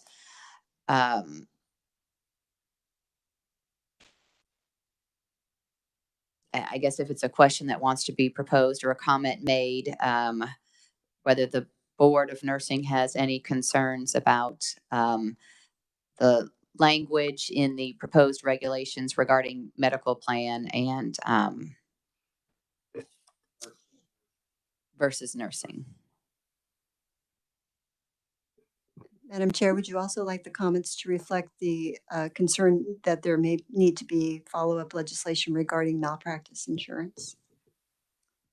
Madam Chair, I'm not requesting that because I think our statute was clear what we did. But right, others might want matter. to know about it. But I think we made a mistake then, but this is not the place to relitigate it. That's a legislative matter. So yes, Senator Tyson. Thank you, Madam Chairman. I'm concerned on the wording because the board did oppose the legislation. So whether we're asking their opinion or not, that's what you had stated. Well, I guess we need to keep it to comments that I guess there are the comment would be that some on the board have questions about whether different language should be used, nursing instead of medicine in the proposed regulations. I think that's the appropriate way to state the comments of the board because we're looking at comments and discussion. So, right, then we will move on to Department of Wildlife and Parks. Any comments or discussion?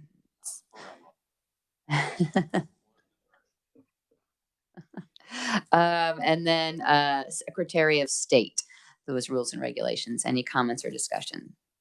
Seeing none, we need to determine subsequent meeting dates. A very handy, yes, Ms. Shelley. Pardon me, one more question on Secretary of State. There was a request for statistics on signature verification. Would you like that included? Who had Representative Wagner?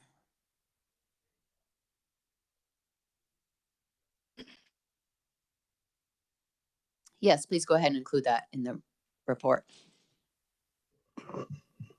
Madam Chair, Yes, what Representative. is he asking for? Because if the signature is verified, it wouldn't be counted, right?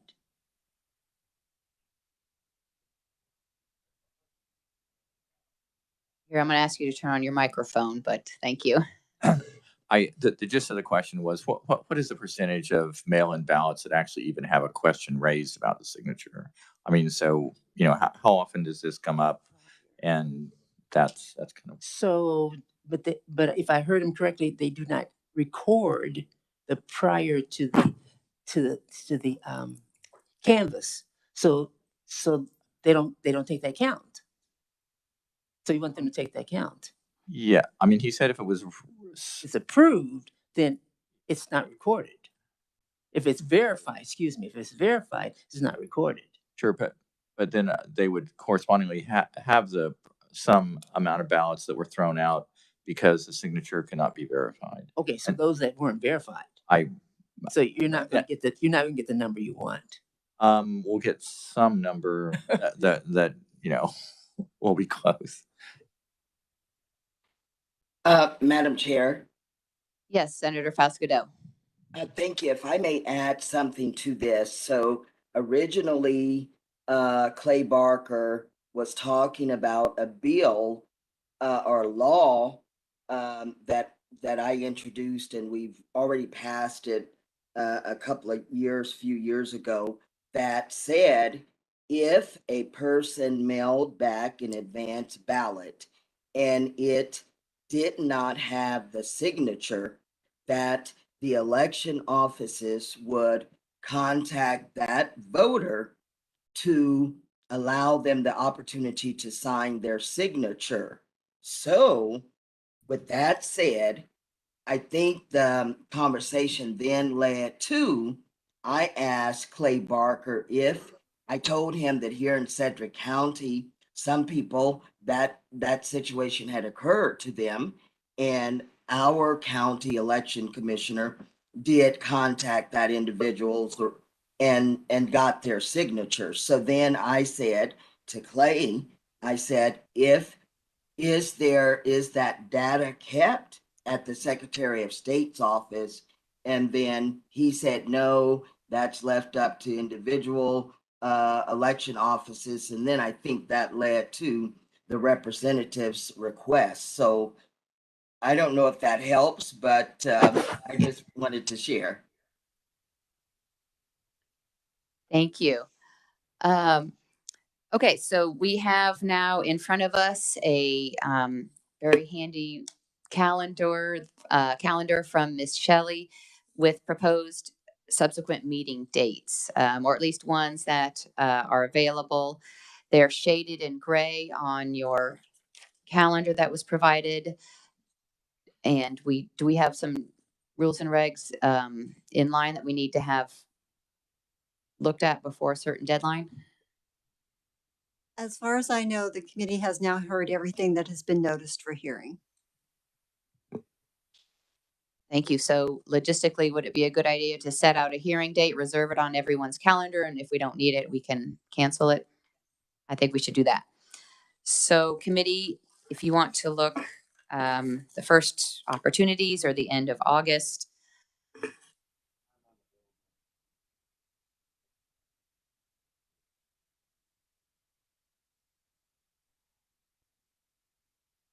That leaves then the last week of August.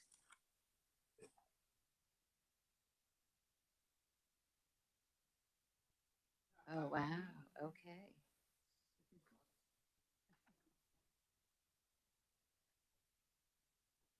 So middle of August? Say middle of August. We'll have it on the calendar. That's 3 months.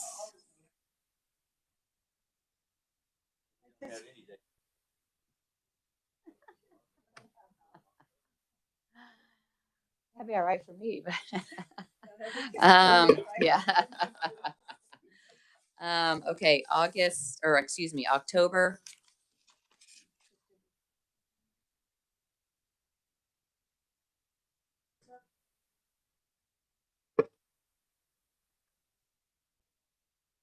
There's really no shaded areas in September, so let's look at October.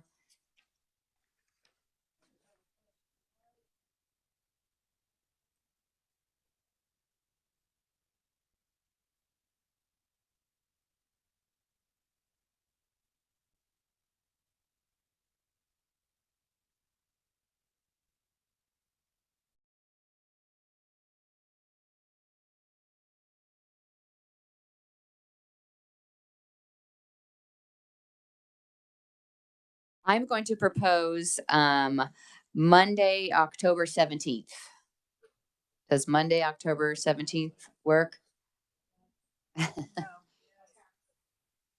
Not Monday, October 17th. Tuesday, October 18th.